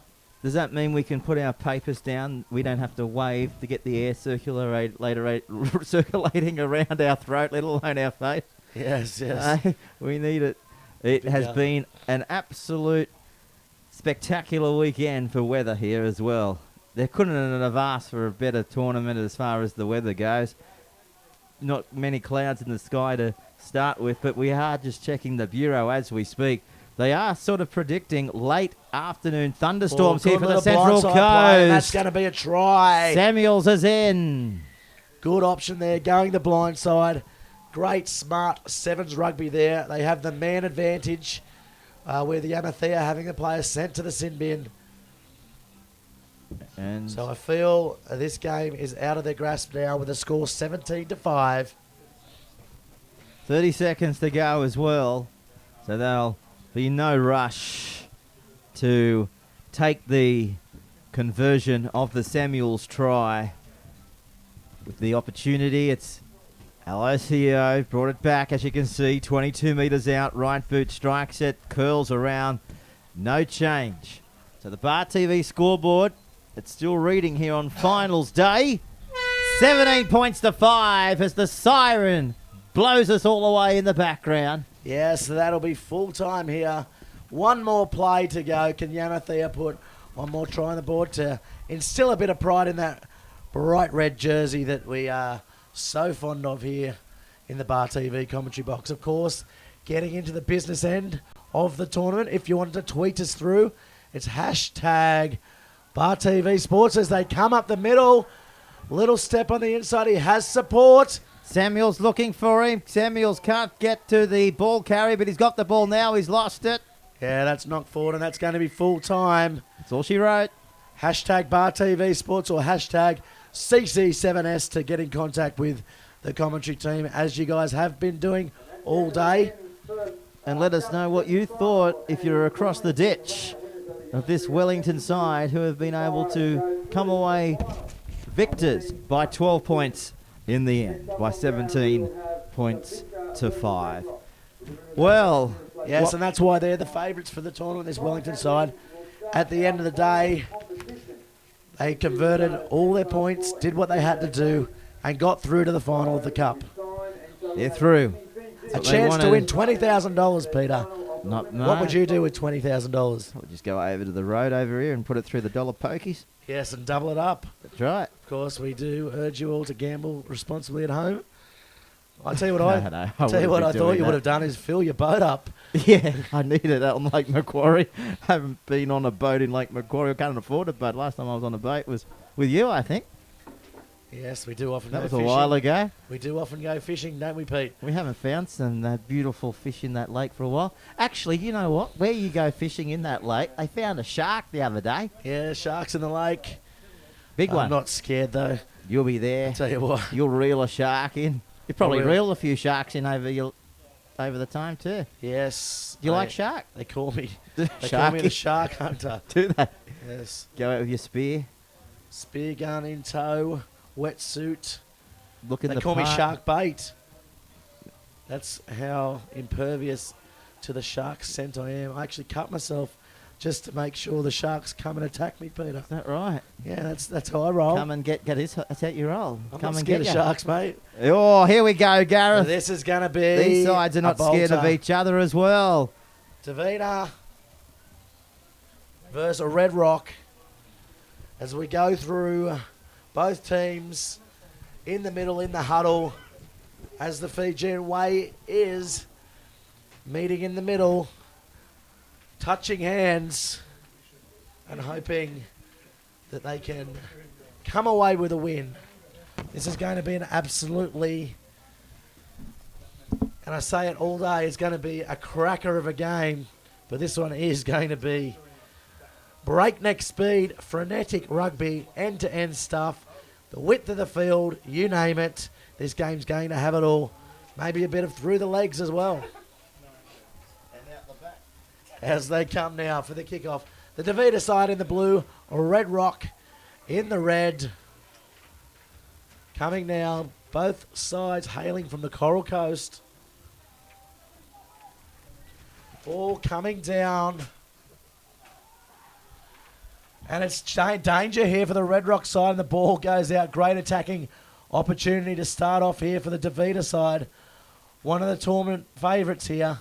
One of the fancy side to take out this Wellington side, who have been in scorching form all tournament.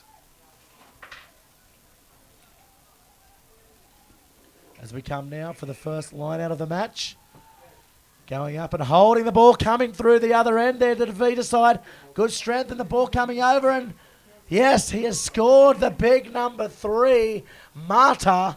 He's a handful when he gets the ball, Marta. And he proved it just there. From that range, you can't stop the big man. Oh, he was one to go all the way. Who would want to bring him down? I'll tell you what, you wouldn't want to be a small man on that guy. You'd be absolutely poleaxed into the ground, wouldn't you? Yes. That is for sure. You would be. Smash the smithereens is what a lot of others would say. And the kick from the touchline, 22 metres out. Look at this beautiful ball in flight, just not coming the way he expected it. So no change here, but it's the start the Devina side wanted. They've got it. It's 5 points to 0. Yes, now, and Red Rock chasing the tail this game. That was a pretty quick start, pretty quick try for the Devina side in this sevens tournament. Playing catch-up rugby now. the red side, Red Rock. Oh, turn the ball over there. No, it's going to be called knock on off the kick-off against Devina. Red Rock will have the scrum feed. Well, they're down by 5, early days yet. Regarded one of Fiji's most highly regarded and feared sevens teams. Red Rock, they fell one match short at the 2013 championships here 12 months ago. They were runner-up after an impressive tournament. And, of course, they've returned today determined to come away with a trophy. Which trophy will that be? Here's a penalty going the way to the Devina squad, and they advance it now through the back line. A little bit of a jink, a little bit of a goose step there. Finally knocked into the ground there by Navali. On the halfway line, comes back to Red Rock. Let's see what they've got in their attacking arsenal. First time if they can cross the halfway line in this first half, and let's see what they do have in their bag of tricks here. This is Bar TV, hashtag Bar TV Sports. Short of that goal line, or halfway line. They've gone backwards around 20 metres. I'm not sure if they know they've got to score up this end of the field. Now they've got the call. Now they're straightening up. They're going to be absolutely bold-axed here in a moment if they can't stick it to the chests of one another. Talking of sticking it to the chests of one another, this is what they're doing now. Back on the inside, Babu. He'll pin the ears back. He'll make it, Willie. He'll crawl over. He spins it out the back. It's still on. Here comes a try. Falls over, and he gets there. First try for Only them. just they pulled 5 down. all. Great chase there by the Devina side. In the end, the Red Rock side coming over. And the Fiji way, go backwards to go forwards, has paid off in the end for the Red Rock side, who now it's 5 all here with a kick to come, and a little bit easier than the Devina's attempt, Peter. It could be 7-5 here. Could be. Let's wait and see. Navanua has the attempt. 15 in from touch. 10 off the right of the post. Strikes it. Hooks it. No change. Hooks it. 5 all. Scores are deadlocked here. We've got two and a half minutes remaining on the scoreboard. Personal jinx. It is. We've spent a lot of time together. I think we can read one another's, well, maybe. Brains. Only the left-hand brain, Pete. Yeah. As the ball comes down, that's a good restart. Red Rock coming through in the ball. Devina consolidating that ball in a ruck. Danger here if they spread it. Oh, poor pass. Expect better from the Fijians. As they come through, though, good strength, and the Red Rock side just batting it down, though. Chance. Good chance, but overrunning the play, the support player there. Coming now. Breakdown form, and that's a penalty, not rolling away. Quick tap taken. Spinning out of one. Get out of my way, he says. He leaves an absolute distraction path behind him and scores underneath the post. Rayara scoring underneath the post, and that was a great effort. Just spinning out of the tackle like he wasn't there, like he was playing back home on the beach. Back home on the beach. He'd be loving it. On the Coral Coast.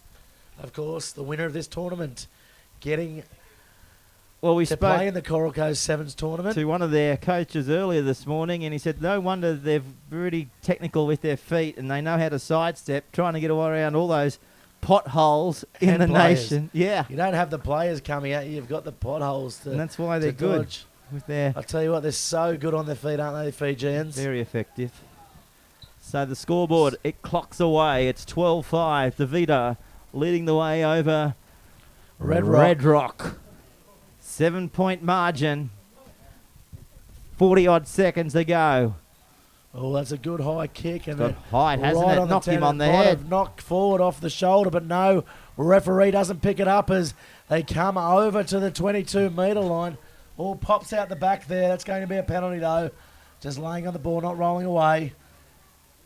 So they don't danger here for the Red Rock as they spread the ball wide straight away, using the width of the field, coming through there. All pop pass and grabs at it and knocks the ball down. The number 10 in Amosi. It's going to be a Red Rock feed. They're going to want to score here just before half time just to keep this game in grasp, Pete. And don't forget, we're going to be changing the stream at the end of this match, and make sure you stay with us for the rest of the afternoon, because the action, if you thought the action is alive and well in the last 24 hours, we go inside the last 10 matches. Of course, we'll be having the boot final, the balls final, the plate final, and then we'll have the cup finals at 6:15 and 6:45 as Red Rock look to come wide.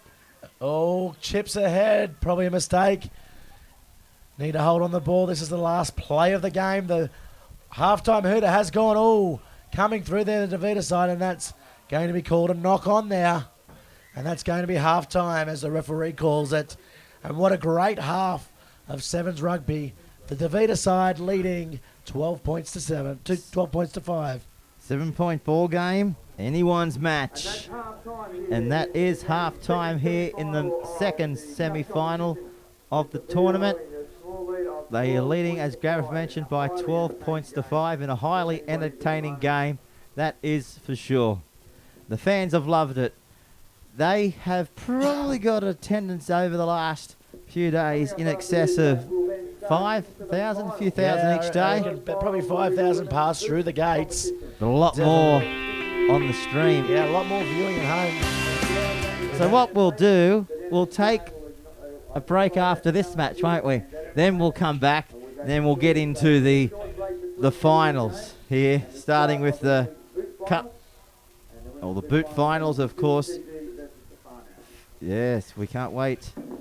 A lot of the supporting teams which have, here in Fiji playing here today, they've stayed to support the side. So no one's going anywhere, Gareth. I hope you're not going anywhere. I'm not going anywhere at all. Are you glued onto that seat? I think I am glued. I think that's part of my contract, Pete, is Don't go anywhere. They glue me to the seat. I'm not allowed to leave the box. I'm chained up. Help me, anyone, if you can hear me out there. How's your orange juice? Has it gone down all right? Yes, it's gone down. An absolute treat. Can you remember the last time you had that orange juice? It's been a while. It was a long time ago. Would you ago. like another one? Orange juice? I'm okay for orange You're juice, okay? Pete. Would you like As water? we come now to the restart here at halftime, Red Rock with the ball. Kicking off to Devina. That's a good restart. Here it Long is. restart. Ball See, coming through. you ask and you get. We only got one, though. Now the ball's back on the 22. We'll have to share. I won't tell you where the other one's going to come from, as we see now. The chance out of the tap, I'm sure. Of course, Pete talking about the water just being passed to me through the window by the producer. Thanks very much, Josh. Good to see that Josh is alive out the back. Haven't seen him all day. He must be schmoozing around. Oh, no, you should see the Mistro menu over there. Big feast, all-you-can-eat buffet over there. As the scrum comes, Red Rock now with the ball attacking. Oh, little chip over the top, chancing their arm, coming through. Going to need a good bounce here. Oh, does he get it down? Did he get it down? No, he didn't. I thought he might have got a hand to that one. Unlucky there. Well, you speak about... No, he's awarded the try. Come from the touch judge there. And that is a try. I think it's fair enough, too. I mean, it happened so quick. You'd love to have a replay on that. But when you look at back on the highlights reel throughout the week, the bounce of the ball had favoured him in the end. And then he was just able to get fingertip control and got it down. And the scoreboard is now 12-all here. Not much in it. Yes, it's an absolute game on, isn't it, Pete? Game on. And this is...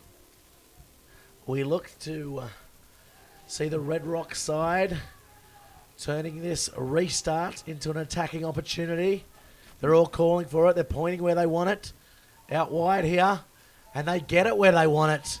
But that's equal to the task. The Devina side shrugs one off. Shrugs running, two off. trampling away. Now it's come for a ride on the back of me. 22 metres away from the line. From the left to the right again they go. They're showing it. Well, they are the show ponies, and that is why everybody loves it. The banner coming from the crowd. The ball's touched. Still on.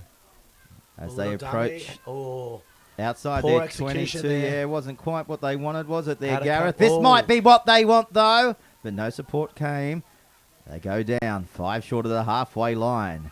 Now, Daddy Longlegs takes it forward. Look at the size of him. Look at the Marta. athleticism of Marta. He offloaded the pass. Back to the 10. He gets it back to Yellow Boots. He surveys his option. He only knows one way to go, and that's down and out. About 25 metres out, they'll get a penalty. Penalty right in front of the post. They take the quick one. Boot to the ball, and it's still going. Big palm, big fen, big step. Doesn't quite know where to go, but he can see the try line is only 25 metres away from him. We've got one down on his back here for Red. yes, it's Marta. They'll miss him if he Rock. comes up. Good long ball out there. This is going to be interesting. He steps on the inside, gets one away, gets away from the other. The big man. He'll The score. big man, Riora for his second. The man with the headband, the tape around his head. He goes over, and this opens up again for Devina, who take the lead for the third time in this match. Well, he's unbroken. And there's a Red Rock player down in back play here, the number 12. In Kelly. Yep. For Kelly to his friends. Last name. Well, do you want to have a crack at that one? That's We'll why let I that called him swing Kelly, by. mate. He's limping off. You don't like to see this. It's like Ronaldo. Yeah. Goes by Ronaldo, mate. You do too. Kelly goes, yeah, I go by Ronaldo. Here's the kick. Just wide. So, one thing that if you were to be critical, and it's hard to be critical of anything, but, you know, the goal kicking, maybe a little bit of improvement. There's been so many points that have gone by the wayside. Yeah, because gee, you're of a the, tough marker. the Yeah. toe punts. The toe punts. But I But tell you what, I'm not going to criticise anyone Could be because crucial, though, in the finals, though. I think the last drop kick I ever attempted went about 5 metres on the ground as we come for the restart. It's a short, low stabbing one. Easy for the Red Rock side to pick up there. But just a bit of a poor pass as it comes back. They come back the other way. Chance here as they come down the sideline. Flicked back inside. Look at them go. Passing the 10. Ball comes out the back. Lost. Just not concentrating there, the Red Rock guys, and losing possession. Flick pass through though. Oh, if that had a stuck, he was well away there. The big number 4 from Red Rock, Namani. Of course, we'll be having our special guests throughout the next few hours as well. They'll be in the commentary box. Of course, thanks to everybody, of course, from the United States of America. We've had the Canada girls, we've had the Australian men and women, we've had the media managers, we've had everybody. We've had it all. We've had sirs, we've had PMs. Who haven't we had? Who would you like to have that you haven't spoken to? Maybe we could organise that. If they're within the next 2.5 hours, drop on by. They Come spin and it say hello around, to us. Say hello. Here's a break. Cuddled Taken from well. behind, taken into the Taken ground. well there. It's still on. Good Oh, pass. good It needed long it to be ball. direct, and that's exactly what he had. That's what he's got. You can see that bandage around the giant winger there. Puts boot to the ball. Going back is Red Rock. They come up and come away with it. They throw a ball which may not be what they need, because here's the result of it. Try Pouncing on time. it. Pouncing on it there, the number 17, Lavani. And just scoring, making a meal, an absolute meal of the Red Rock mistake. Swallowing it up and scoring what was a very good opportunistic try there. He was opportunistic as well, wasn't he? The Red Rock player, he thought that he would be able to put the ball onto the chest of one of his wingers there, but unfortunately just threw the ball and was intercepted underneath the post. They go. Yeah, unfortunately the ball travelling forward there. Here's the kick, looks good, Gareth. Flags are up. Yeah, nice work there. 22-12 here in the Yeah, it's a good buffer there Cup for division. Devina with 8 seconds remaining.